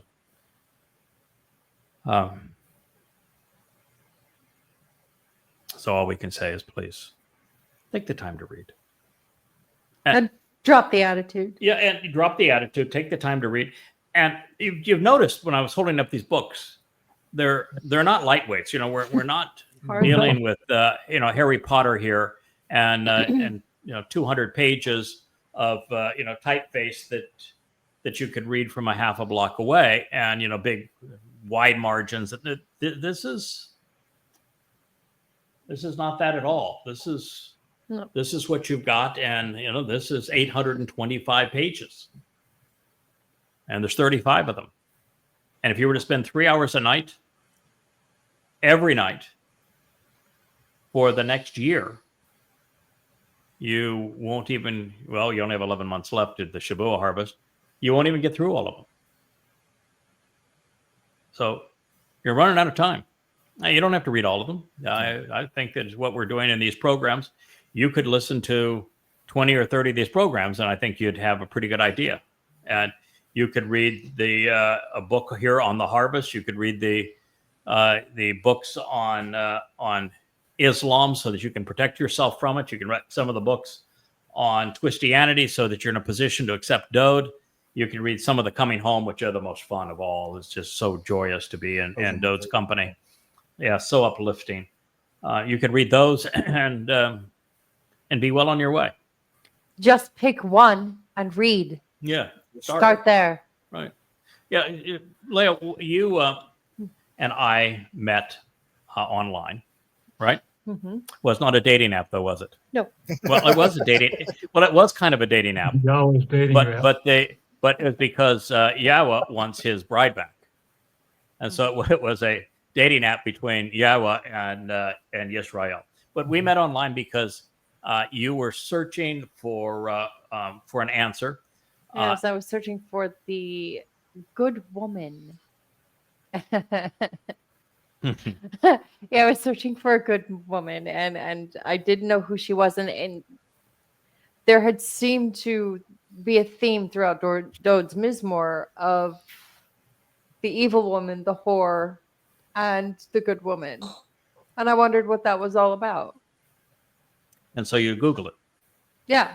And when I you did. Google it, because I have written more voluminously about most everything Yahowah had to say, I spoke of Yahowah's affinity for women. The Yes. fact that ruach happens to be a feminine noun, the word for spirit, that covenant is a feminine noun, the Hebrew word for the family relationship that Yahowah intends to form with us. Torah, his teaching and guidance, is feminine. And so I explained, and then one of the most wonderful people in God's story happens to be Sarah. Ruth is delightful. You have an affinity for Ruth. We all love Deborah. And so I'd written a lot about these women. You know, when researching through rabbinical works, because of course I'm supposed to trust my people, right? They're sages. All I found was an extreme hatred of women, an erasure of women, a dehumanization of women. Shave your hair, put a wig on, and have a bunch of babies, and do everything your husband tells you. When you were mocking the rabbis, I think it was your mother that said, maybe you need to have a meeting with the rabbis and see if you can get this resolved. And you did. You were a young teenager, right, at the time? I was about 19. You were how old? Around 19. 19. Yeah. And that was when you went to meet with the rabbi to see if you could resolve your conflict with the rabbis in Judaism. And did he try to stimulate your mind? No, he tried to stick his hand up my skirt. There they are. We are here to answer questions. So when you Googled, And I ran out of the room. yes, searching for you. answers as to who this woman was, the good woman, and the whore of Babylon. Even back then, this was 18 years ago. No, more than that. I don't think much more than 18 years ago. Could have been a little bit. Yes. I've only been at it for 24, so but let's say it was 18, 19 years ago, about as far back as Kirk. You go back about that far as well. Yeah. At the time, I think I probably had done 5,000 radio shows, maybe a little more, and I had written probably 6 to 8 books. Yeah. And what was your first experience? So here you are. You're Jewish. You didn't know me from Adam. No. You were Googling to answer a question. The only thing I knew or thought I knew was that perhaps Yahweh's name was Yahuwah with a U. I got that far, and the rest I had no clue. None whatsoever. I didn't know about the Moed Mikra. I knew that there was a problem with the name throughout the book. It's very clear. It's a pattern. Other than that, no, I did. But when I found your work, juxtaposing against what the rabbis had to say, and you also give the work. See, the rabbis don't do that. They just make their essays about mental masturbation, and they don't show their work. They don't tell you Right. what the word is that they're trying to interpretate. They give no reasons. You, on the other hand, were very transparent. You showed your work, the English, the Hebrew. So if I wanted to check, it was all there. I was able to do that. And that for me was, although it was difficult, it's coming from somebody outside the family, the tribe. He's our boy. Yeah, but yeah, he's our guy. But Very good. researching it and seeing for myself, very hands-on, that the translations are not correct. They're misleading, and purposefully misleading. I devoured your books. I started them, and they were very gripping. I couldn't put them down. I don't think I ate or slept or like took showers until I was done with them. I'm a completist. I have to finish. So I devoured them. And part It's of the that, most riveting information, and it is so grounded in logic. It's devoid of religious garbage. It's not offensive to your senses because there's no manipulation in it. yeah. So no religion in it, which was appealing to you. Very. And the fact that I was completely open. I put every card on face up on Very the transparent. table, Yes. totally transparent. And I said, I want you to verify these things for yourself. I'm going to give you the word that is in the text. I want you to look up this word, and I want you to look up every word initially to the point where you've looked up so many words, and every one of them is correctly translated here in these amplified translations. And after a while, you're going to get a confidence level that, you know, if you've looked up 500 to 1,000 words and they were all accurately translated, even though those translations are so different than everyone else's, after a while, you're going to say, well, yeah, he's right. That's what you did, Kirk. You looked up every word. Absolutely. All those And- shows. Yeah, and I think it is people who I love to learn, and people who love to learn do tend to love Torah because there's so many connections to make within the Torah. It is an endless story. You could just dive right in and stay there. And when you start reading these books, one of the things you quickly find is that we're learning together. And every time that I learn something, I'm immediately making the connections to share it. And there's great passion and enthusiasm with all of it. Well, that's the one thing. If because I love to learn, I've been around a lot of teachers, and I know one thing quietly is if a teacher is not willing to be taught by a student, they're not a good teacher. And you're absolutely willing and open and encourage it. So there was that. Now, you have to be a good student before you can be a good teacher. Yep. And to be a good teacher, I think you have to do the thing that is so uncommon today. Lots of scholars, for example, know a lot of things, but almost nobody today has the skill set that is required to understand. Yep. Understanding is a very different situation than knowing. You have to make the proper connections. You have to look for common denominators, consistent threads, and then apply a bit of statistical analysis and probability and deduce conclusions from the evidence that are reasoned and thoughtful and consistent. And that's the skill set I think that these books bring that no one else has previously done, is that the goal isn't just to make the reader aware of what is true and what isn't true, but to take the reader one step further and to help them understand by making the connections to expand their comprehension. Because when you understand something, you own it. Mm-hmm. It's empowering, it's enriching, it's emboldening. Once you understand, you have total confidence. Yeah, you own it. Yeah. It is a wellspring of great power and influence. And nothing is more vital in our world, nor rare, than understanding. It's so sad about today's generation, because people don't exercise good judgment. If you can't exercise good judgment, and to become discerning and rational, then you can never go to understanding. You're going to be swallowed up in a sea of senseless opinions. That's why there's so many Marxist Muslims out there and Magites.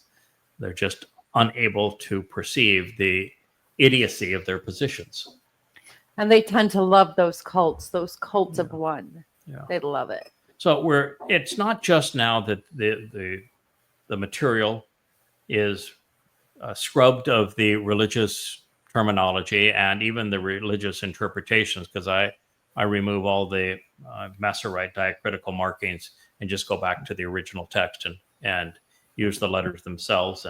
And we not only go back all the way to the Dead Sea Scrolls and correct the translations for the Dead Sea Scrolls, and not only provide an amplified translation, and not only provide the means to validate and verify all of this, and not only provide insights and understanding, but I think the single most important aspect of the whole thing is not even just the enthusiasm and the joy of learning.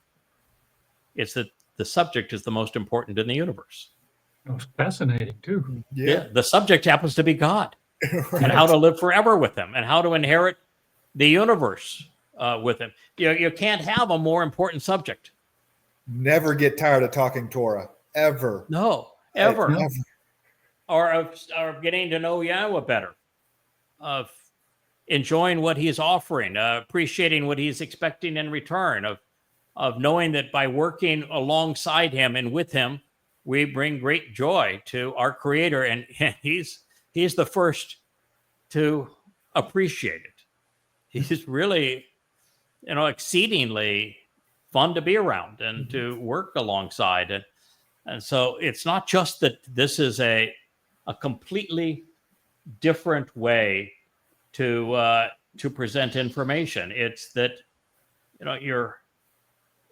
when you're dealing with this kind of thing, this subject, the bold there, those are words that were conveyed by God himself to you so that you might know him, come to respect him, come to love him, come to appreciate his name, his son, answer his invitations to meet with him 7 times a year, and know why you're there, to value his covenant family as much as he does. And, this is what has brought all of us together. It's a celebration of our life with Yahowah, and we're here to offer it to you. Yeah. I mean, it's true that we do have fun when we're together. Right. This is an enjoyable time. And, for those of you who are on Facebook, for example, and I think there is a similar situation on X and on YouTube, but there is a community. And by the time this program is over, there'll be some 250 shared comments and insights and support from the covenant family that's a part of this. And so it is the ultimate family, the family of God. And It's cool. we have all, including God, gone through very difficult situations with other people and with family members. There's probably not even a fraction of 1% of families that aren't broken on multiple levels. So true. And Yahweh's had his family, the covenant family, broken on all possible levels for a very long time. He is an expert on fractured families. But when you're with Yahweh in the covenant, it's a perfect relationship. He's the perfect dad. He doesn't want to be worshipped, doesn't ask you to pray to him, doesn't ask you to make any donations to him, never asks you to get down on your knees. And he doesn't want you to lift him up in praise. No. He doesn't want you to bob at a wall that Herod built. No. Oh, He doesn't even ask you to believe him. His interest is spending time together so that you get to know him. And then he wants to lift you up, to raise you, to protect you, to nourish you, to guide you, to teach you, to share marvelous moments together. Yes, and if you're a Jewish woman, he wants to lift you up. He doesn't want to shave your head and put a wig on you and put a garbage all the way to your ankles. That's not your purpose as a woman. No, God. It's one of the sad things about religion is that, and religions of Christianity, Judaism, and Islam, they want to put women in outfits that go from here, down to their ankle, and even worse in Islam, but in terrible in Judaism, a married woman has to shave her head, and certain outfits that she has to wear, and you go into a synagogue and they're separate. The women can't be around the men. Not separate. They're told segregated. Segregated. The women are told that they're not supposed to learn Torah. The rabbis mock them. It's in Christianity, Paul says husbands lord over. They own, they're masters of their wives. It's really a horrible connotation. In Islam, women have absolutely no rights. They have less rights than a domesticated animal has in a Western culture. An Orthodox Jew, man will begin every day and say, "Thank God I'm not a woman." Yahweh has a very different view. Yahweh actually thinks sexuality is a wonderful design. He came up with the design himself. He's quite pleased with it, and he never. Here's Dode, his favorite person. He had 8 wives and 10 concubines, and not once did Yahweh say, you'd have been better off with 16 rather than 18, or never suggests that any of those who are close to him should have one person and one special person to death do you part. No. In fact, if you don't have, if your relationship's not happy, Yahweh has a really simple answer. Write her a letter. Write her a letter. Write her a letter. Yeah. No angst about all of this. And at no time does he say that a woman needs to be dressed modestly or from ankle to neck. To the neck. Yeah, Adam and Chava, what were they wearing in the garden? Not a thing. Nada. Nothing. And and they were what? Unashamed. Yeah, that's correct. Because there is no shame in nudity or sexuality. God has no issue. This whole religion, frustration with fornication in Christianity, for example, or you stone a woman if she kisses a boy before she's becomes the man's slave. No, that is not the God of the Torah teaching. He wants us to enjoy life, to celebrate life. His issues on sexuality are don't do the lammy. It's doing animals is really disgusting. Don't do that. Don't rape a man. Don't rape a man. Don't do rape. Period. Don't do incest. It's a pretty short list of things. Incest, pedophilia, rape, and bestiality. Don't do those things. Okay. Those are really bad things to do. That'll mess everybody up. Okay. But beyond that, and have any concerns, enjoy yourself. I want you to have fun in life. Life is about having fun. What did Yahweh name the first child of the covenant?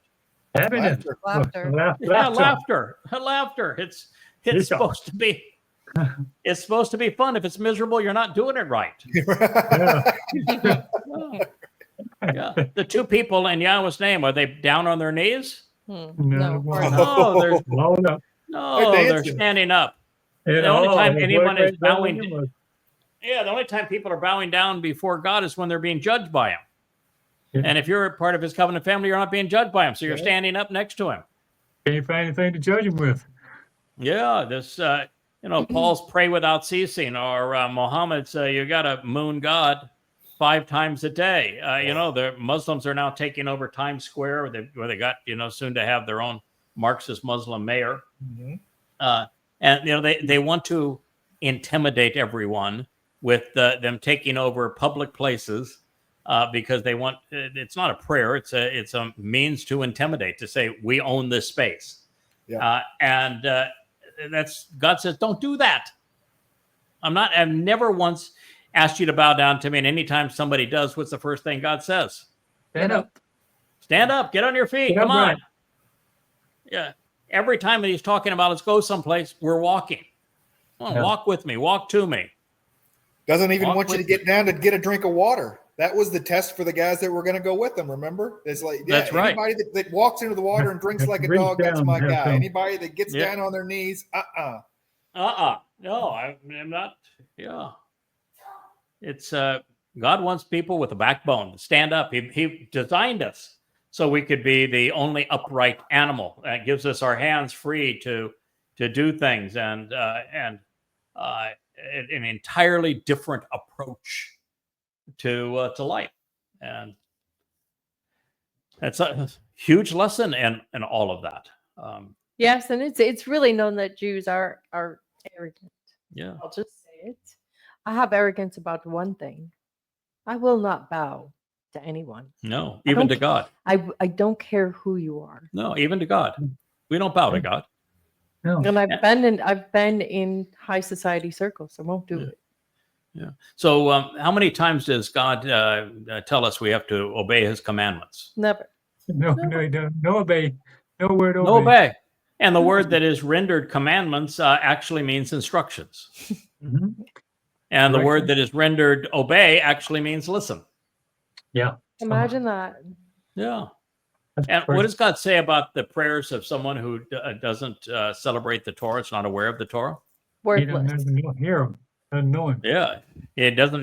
Not only doesn't he hear them, he says that they appear to him as if they have dung on their Well, faces. dung on the face. Yes. Yeah. I remember that. Yeah. Well, that's pretty rude. God yeah. wants to be dad. And I had a pretty mean dad, but I never did bow down to him. And he was a meanie. But loving fathers lift up their sons and daughters. They do not make them cower. And that's the way that God is. He's a loving father. He wants to lift us up. He wants to empower us. He wants to enrich our lives. And he realizes that everything that he has created in the universe is more enjoyable if he can share it. And religion is exactly the opposite. It wants to oppress. It wants to control. It wants to demean and dehumanize. It wants to manipulate with lies and deception. Mm-hmm. So this covenant we're talking about, is there a basis for this word? It's called bereth. Is there a basis for bereth that we can properly deduce what it means? Bet. A home. Yeah, be'eth, right? To home. That's where families live. Yeah, be'eth means family and home, right? Yeah, so the only difference in be'eth and bereth is that bereth adds a rosh. And so it's the thinking man's home. It's the home for the person that's observant, who listens, and who's thoughtful. Tomorrow. Yes, that's the rosh and how it's drawn. And of course, even the first letter, the be'eth. What is a be'eth in the original alphabet of Hebrew? So it's a tent home design of a home. Right.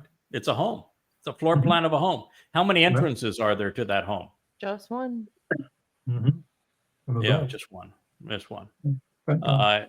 So, And the head of household? Dode. well, yeah, Dode's going to be the king. Yahweh is our father, and Dode is his beloved son, and he's the boss. He's the king. It's interesting and then you delegate.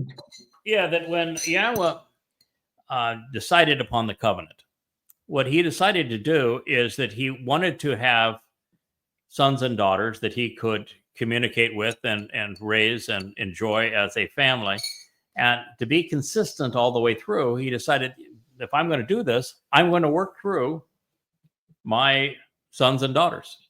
So if somebody becomes covenant and has the right attitude and aptitude, and the occasion is right, God's going to work through that individual as opposed to working alone. And so that's how you got us. That's how you got Dode. That's how you got Yashaya and Yermiah and Hosha, and how you got Shamuel, and of course Dode, and how you got Moshe. These are individuals that God chose to work through. And one of the things people don't understand is just how opposed God is to religion, because it's counter to the relationship he wants to establish with us. And all you have to do is recognize that God presented what he viewed as the ideal environment and relationship.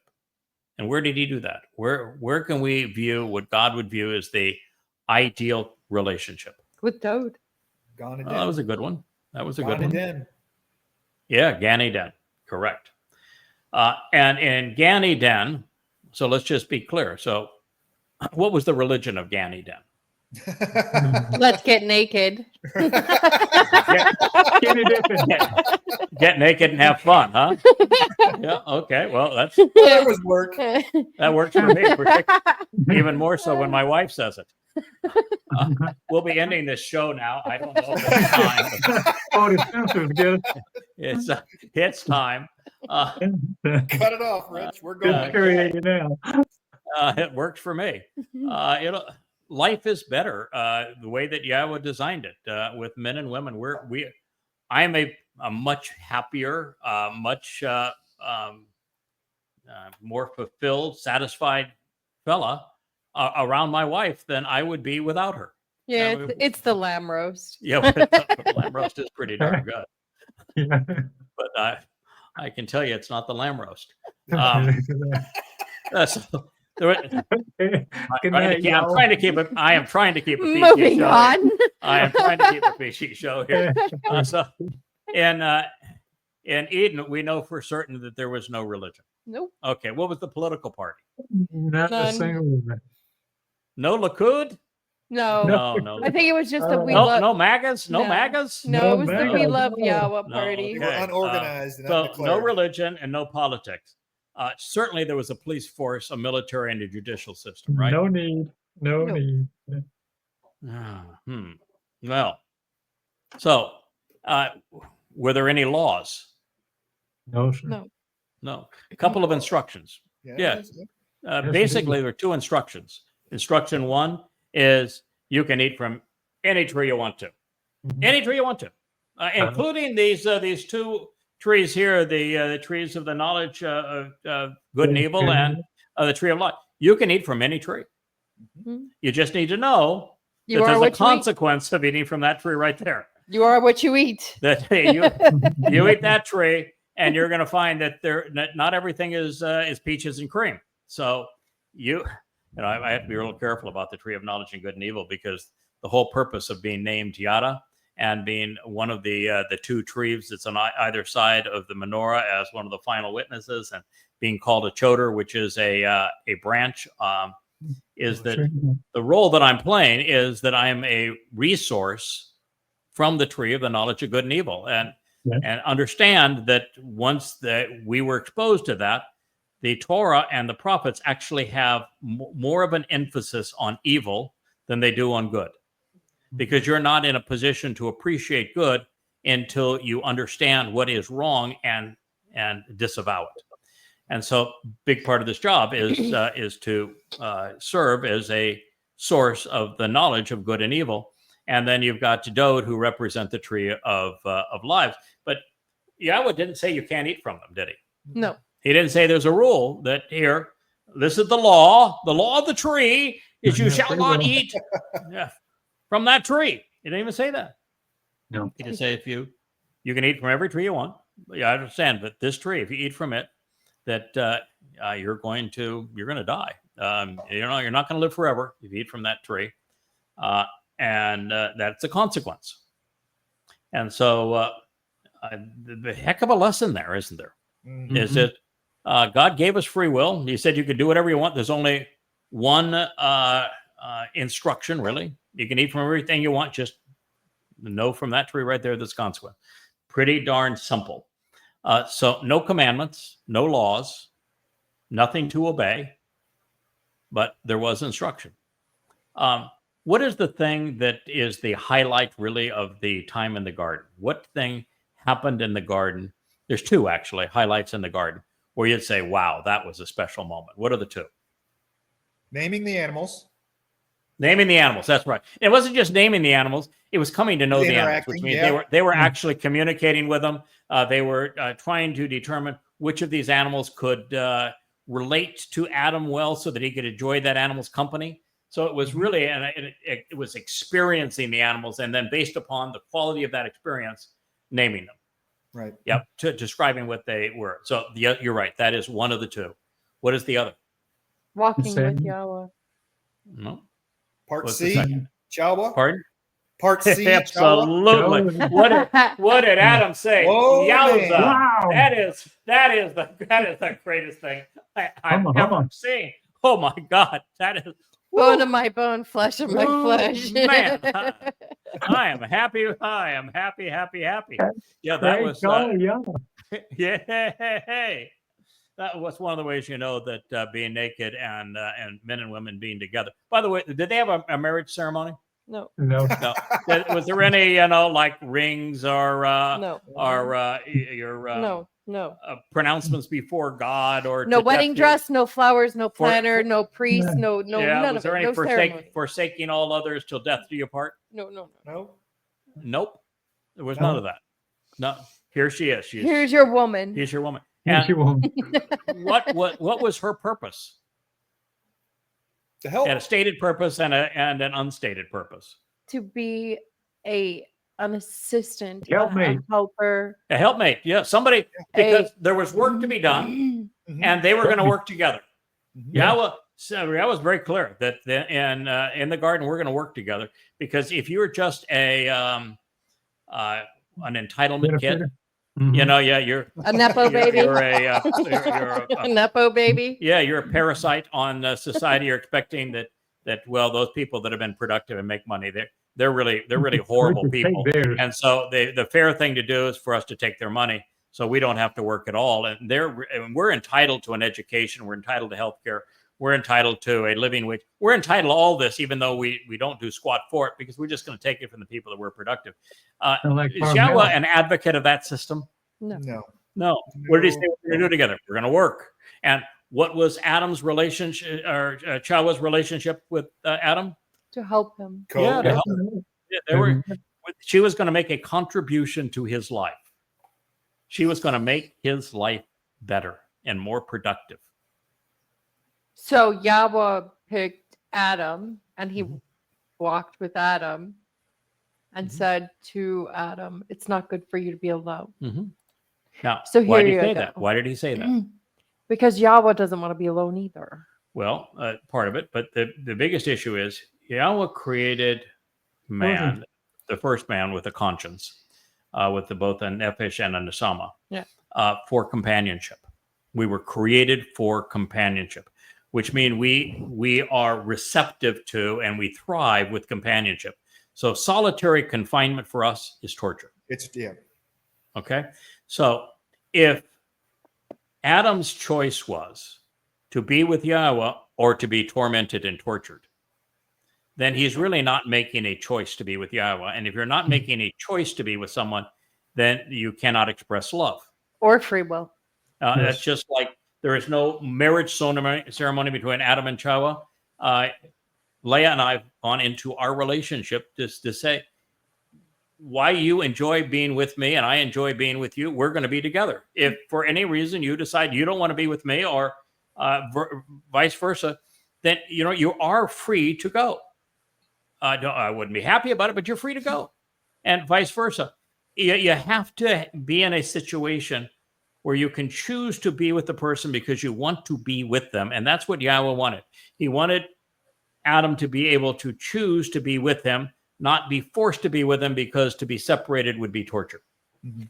And so that's the reason that Yahowah was given. But of course, there's another reason, and that is Yahowah loved the man. And if you can give the man something that is yowza, that's the best thing ever. Then you've made your companion, in this case, they had a father-son relationship. You made your son happy. And so those are all the reasons. Yeah, all the reasons for that. And Just one more. what's that? To have children. Yeah, to conceive a larger family. I think that Yahowah would have been content with Adam in a relationship, and I think that, but it would just, you just can't do it with one because of the things we've just talked about, and the moment that Yahowah, there's such a way we can learn from Yahowah, but one of the things is, first, her name was not Eve. Somehow religious people feel that they have the right to change God's name. And the names God chose, but God did not choose the name Eve. He chose the name Yahowah. And then there's every place you look, and you look up Yahowah, they'll say it means life giver or life. But Yahowah is with a wah in the middle of it, does not mean life giver or life. She who speaks her mind. Yeah, Chayam means life and life giver. It's not written that way. It's written in Yahowah. And Yahowah is based upon a very important verb in Hebrew. And it means to express one's opinion. It means to state one's case, to make a declaration about what you want. And Yahowah did. Oh, women in general do. Yeah, she said, I want to be like God. Yeah. And I want to speak for God. And I want to be able to change what God had to say. And there's so much that we learn when we get our name right. And then there's so much to learn as to when Hasatan, as the serpent, came into the garden, and he was a cherubim would be the plural. Was he allowed to corrupt and misrepresent the word of God?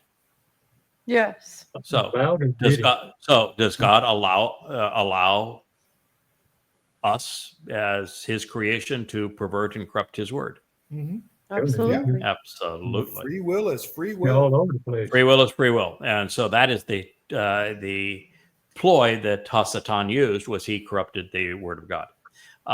Second of all, when Hasatan corrupted the word of God, did he come up with an entirely different scheme where he said, that tree right there, that's an alien. An alien dropped that tree there. No.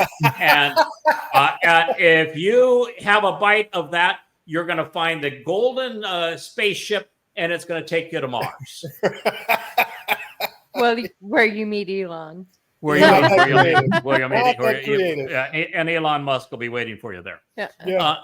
It didn't do it like that, did he? No. What he did is he changed one word in what God said to give the impression being the opposite of what God said. And what he inferred is that God doesn't want you to eat from that tree, because if you eat from that tree, you will know good and evil, and you'll be like God yourself.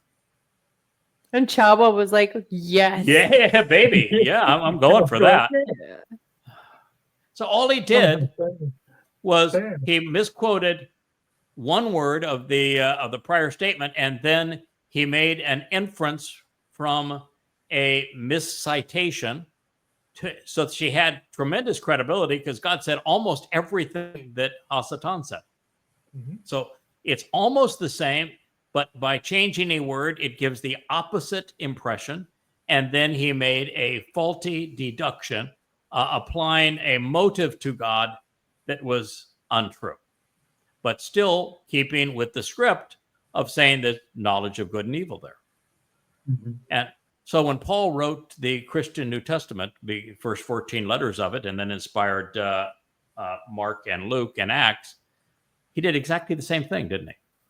Yes, indeed. Pluck something that God said out of context to give him credibility, change some of the words, and then imply the opposite meaning to it that God intended. And that is the entirety of Christianity. The entirety of the Talmud is the entirety of the Quran. Satan's a one-trick pony. That's all. That's his trick. Is that he knows that if he comes out and says, "Yeah, I'm Satan. I'm the competition. That's why I'm called the adversary." Hasatan means I'm the adversary. That's who I am. It's me. Yeah, and so it's you can choose me or you can choose that Yahowah fellow. That's your choice. No, what he did is he positioned himself as the Lord.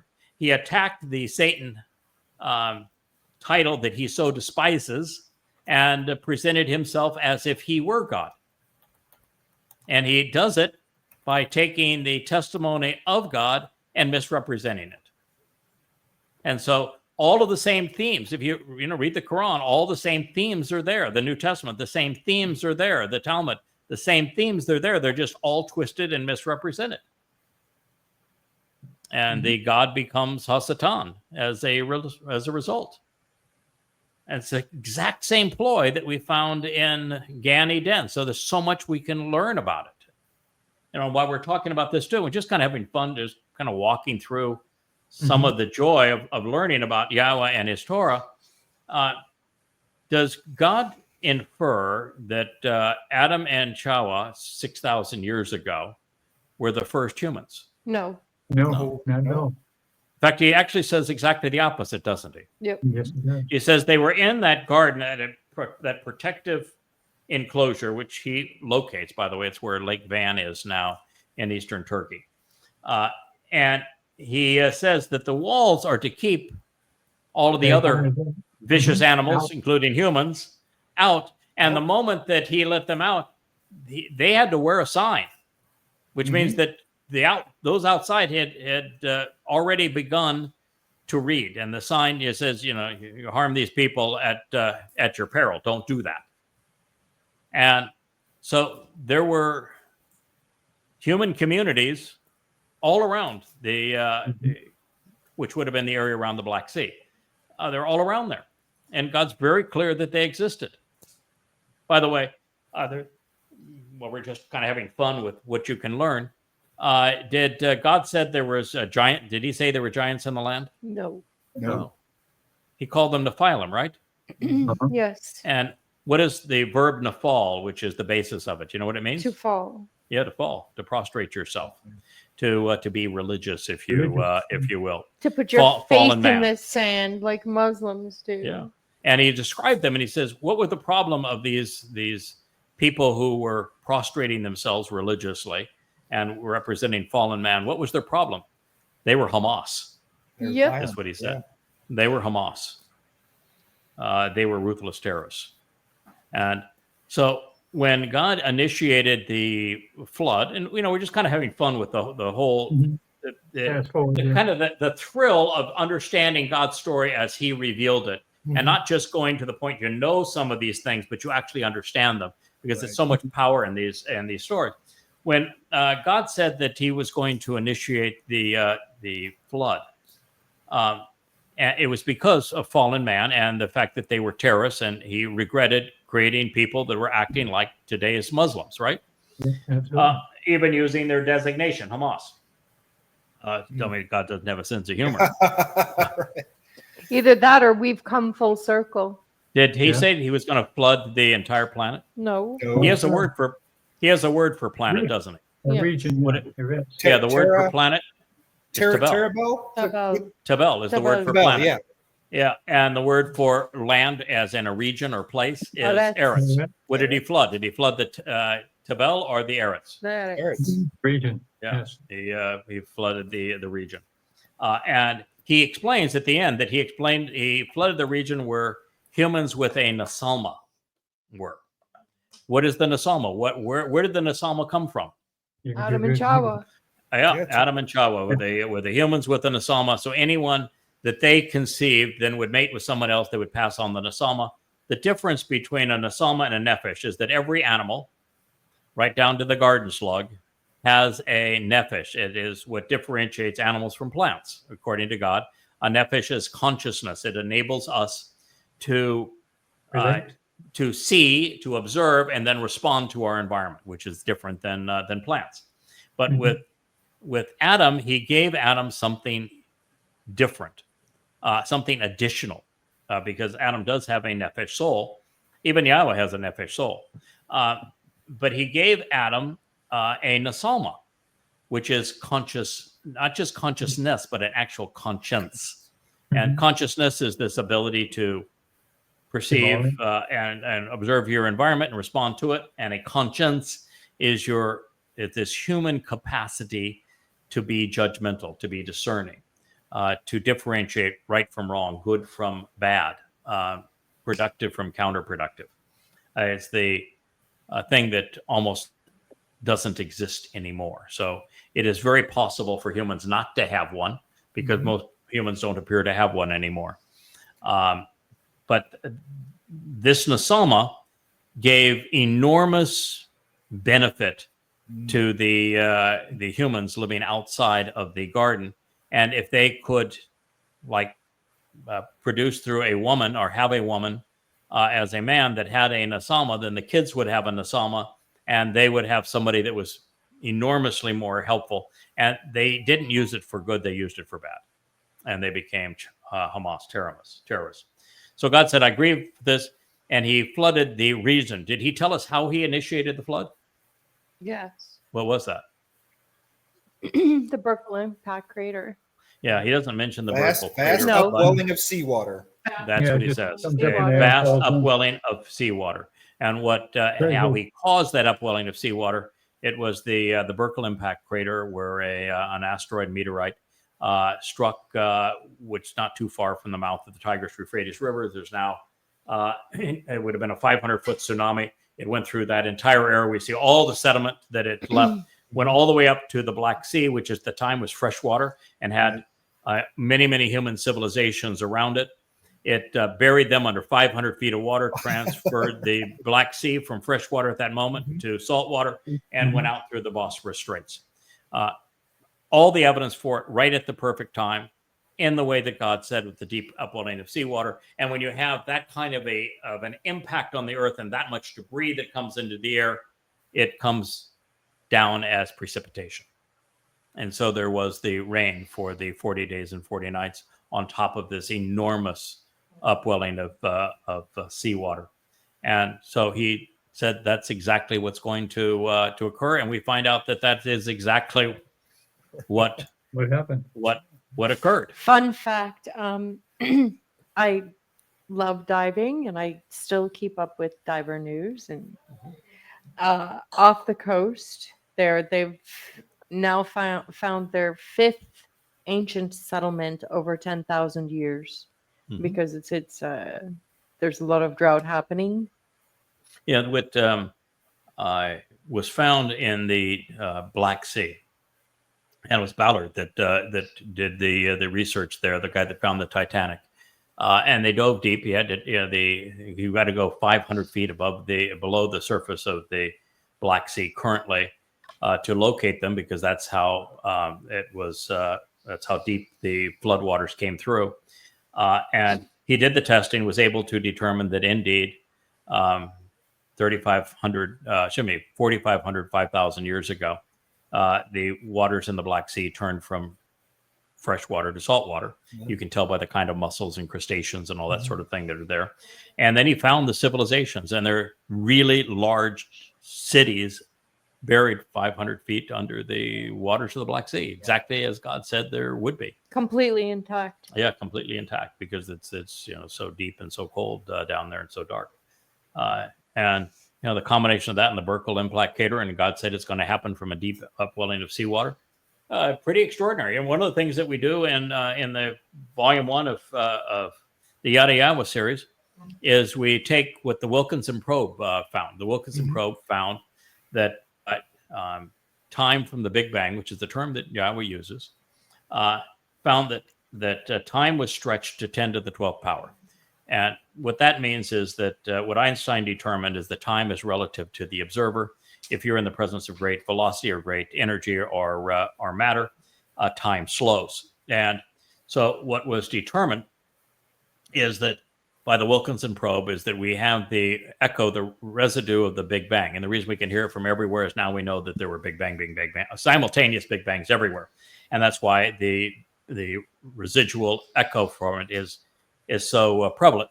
And what we find is that wavelength was stretched 10 to the 12th power.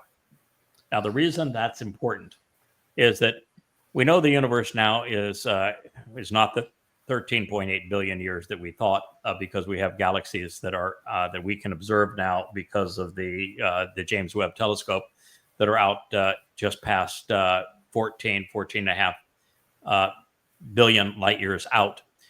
So that we know the universe now is closer to 15 billion years old, which I've always thought, because the time was really measured anyway based upon quark confinement. I think they use the wrong term for quark confinement because time doesn't actually flow when without matter, without energy cooling to coalesce as matter. Energy and matter are the same things; they're just different amounts of the same thing. Time doesn't move, and so for you to have a reference for time, you have to have matter, and quark confinement determines when you have matter. And so I was always of the conclusion and wrote about it that the universe is probably closer to 15 billion years old. And now we're finding galaxies that are 14 and a half billion years, light years away. And so that timing is correct. And so if you were to divide 15 billion years by 10 to the 12th power, which is the amount the time was slowed in the presence of creation, which we know was everywhere. It wasn't one spot. It was everywhere simultaneously. What is the result of 15 billion years divided by 10 to the 12th power? 6 days. Yeah, 6 24-hour days is correct. And so 6 24-hour days and 15 billion years are exactly the same amount of time based upon where the story is being told. And God told the creation story from the place of creation, which means that 6 24-hour days is exactly 15 billion years from our perspective on this planet looking back. Oh, tell me something. Sure. Why would anyone not want to read these books? Yeah, it's just filled with all of these. They're not only interesting insights and interesting proofs, but this is, like some of the stuff on Yahowah, for example, as I went through her personality and I analyzed her personality and I analyzed Adam's failures. And I actually blame most of what happened on Adam, not on Yahowah. But Yahowah did have a bad attitude. But I'll go through it's this brilliant, I think, assessment of all of the dynamics that were in existence in Eden. And as a reader, you would think that, wow, what a marvelous way to spend a day to go back into Eden and know what that was like. Yeah, and then years. I'm the first, and then I'm like the first person to ever say, oh, by the way, the reason that you're told all of this wonderful stuff about Eden is you're going back to it. Right. The whole purpose.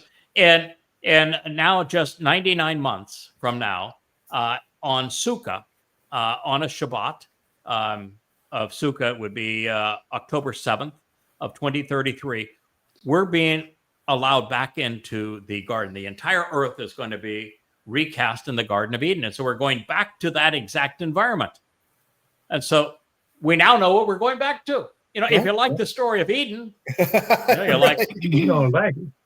Yeah, I'm going to enjoy my little Eden moment here just as soon as I can say goodbye to you guys. So I think I can answer his question a little better. I didn't know there was a question. Why wouldn't anyone want to read these books? I think there was. Yes. You were saying something? Yes. No, I asked about the book. Why wouldn't you?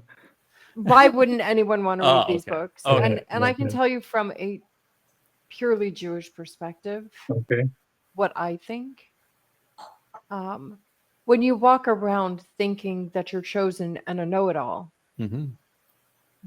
what's there to seek? Yeah, Presumptuous, yeah. Wow. It's presumptuous and insolent because they do have it all wrong. However, if you point it out, they dig in deeper, and it's entirely frustrating. I That love should be- my people, but they're a handful. Really, they're absolutely a handful. Not all of them. No, not all. Nope. There's some marvelous people in there. I just look and you just, okay, I'm a little starry-eyed, and I am definitely prejudiced. Leah is an acquired taste, and I've definitely acquired that taste. But you look at a woman, and I see her as exceedingly beautiful. So when I look at Leah, she's just absolutely gorgeous. She got a wonderful mind, and she's physically and mentally beautiful with a spectacular attitude. And you say, all right, so Yahweh created her to be that way. So what does it tell you about Yahweh? He's pretty Appreciate cool. beauty. Yeah, appreciates beauty, appreciates love, appreciates, one of the things that makes a good relationship is, being vulnerable.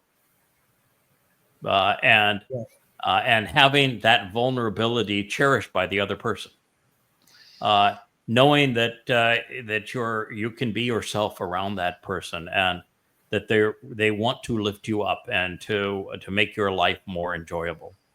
And so, the best kind of relationship we can have with another person is that relationship that a man and a woman have, that fall in love with each other and work with Yahweh to achieve something. And we also know that by comparison, and she can attest to this, and I can attest to this, the worst thing in life is to be married to a person with a rotten attitude. Contentious. Ooh. Yahweh says it's better to live on your roof than with a contentious woman, and I have to agree. Whoa. Kirk, you've had some experience with this. And I think even Rich has had some experience with this, so that we don't want to embarrass Rich too much. But I know I've had some experience with this. Oh, me too. And it is miserable. So a bad relationship is really miserable, and a good relationship is the best part of life. There's nothing in life that is better than a wonderful, loving, and supporting relationship. And in that, we understand exactly Yahweh's frustration with his people when they're religious and obnoxious towards him, and why he is just so enthralled when he meets somebody along the way, like Dode, and like his covenant family today, that cherish him, that love him, that want to celebrate life with him. The good is so good, He's thrilled. Yeah, it has God say, I'm gonna put up with all that negative stuff just because the good is so wonderful. Yeah.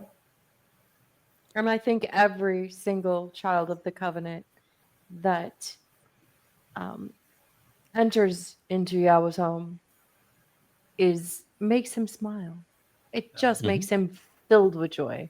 Mm-hmm. He has been alone for a really long time. Look how content Wookiee is in Leia's lap. And that's kind of the way that I feel in Yahweh's lap. You're content to be there. Mm-hmm. You can just say, all right, life is good.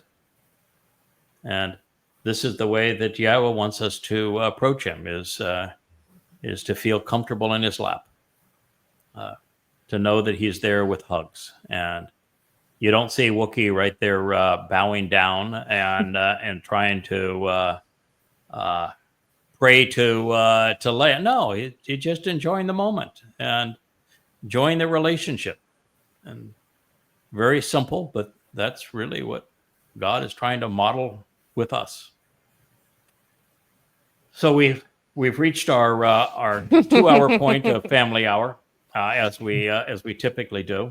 We've tilted. I do feel a little fresh, more revived than I did the last time. We were going to do a third show, a midday show today, and Leia just came down and said, the wife says, no, you're not.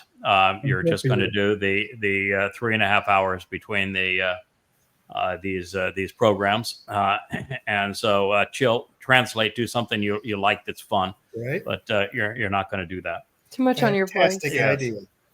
Yes, it's worked out just fine. Yeah, it makes a little less work for sure. Shorts there. Just call him shorts now. We just call them shorts. But we do have fun. We hope that you've enjoyed this with us. We have done an entire show really where the entire program was just enjoying one another's company and talking about our favorite subject. Our favorite subject is Yahowah. Our second favorite subject is Dode David. Our third favorite subject is the covenant family that Yahowah has offered us. And our next favorite subject is what can we do to get more people so that they join us and appreciate and enjoy this relationship with Yahowah. You have nothing to lose that has any value whatsoever, and everything to gain: eternal life, enrichment, empowerment, perfection, and adoption into God's family. So you inherit all that is His, which happens to be a pretty sizable universe. You know, you think that a king has a big estate. Well, ain't nothing compared to a universe of trillions upon trillions of galaxies, all with hundreds of billions of stars. It's just so enormous. It's even hard to fathom, and so many exciting things out there for us to explore and to enjoy. Plus, just the simple pleasures of being with Yahowah and having lovely songs and wonderful meals and shared discoveries. Can you imagine the first time that you see a rainbow, maybe dazzling lights in a waterfall, smell the wind through a pine forest, walking barefoot along maybe the surf in a warm sea on soft sand, and you've got your favorite person along your side, and on the other side is the creator of the universe, and says, "Pretty neat, huh? Pretty neat, huh? Pretty neat, huh? What do you think about this, kid?" Oh, yeah. Pretty impressive. We did good together, didn't we, kid? Yeah. Yeah, yeah. And he's that casual, that cool, that approachable, that easy to be around. The real God is just nothing like the religious gods. Who's a curmudgeon? Yeah, he's really approachable, lovable, humorous, loves to share credit, and prefers not to have to blame. In fact, with his children, there is no blame. Yeah. And lots Thanks, of Dode. shared credit. Yeah, thanks, Dode. You did it. All right. Well, thank you, everyone. This has been a really fun show. We might even get Rich out of his corner Little over dark there, corner. production corner. Kind of busy We're back glad, Kevin, that you were able to chime in after a while. We don't know what the challenge was, but we'll get it fixed for next time. Thank you all for participating in the chat room and for listening to this program. We thank you all in Yisrael who stayed up late this evening to be part of this program, and know that there is a happily ever after. There is an opportunity for you to do better than what you're currently doing, and there is hope. And know for that you. Yahweh loves you. He We does. love you. We Just do. come back. Yeah, but come Just back. come back. Yes, but come back. Shub for Shub or no Shub for you. That's right. Good night. Happy Good night, Shabbat. y'all. Shabbat to one and all. shalom. Shalom. Thanks, everybody.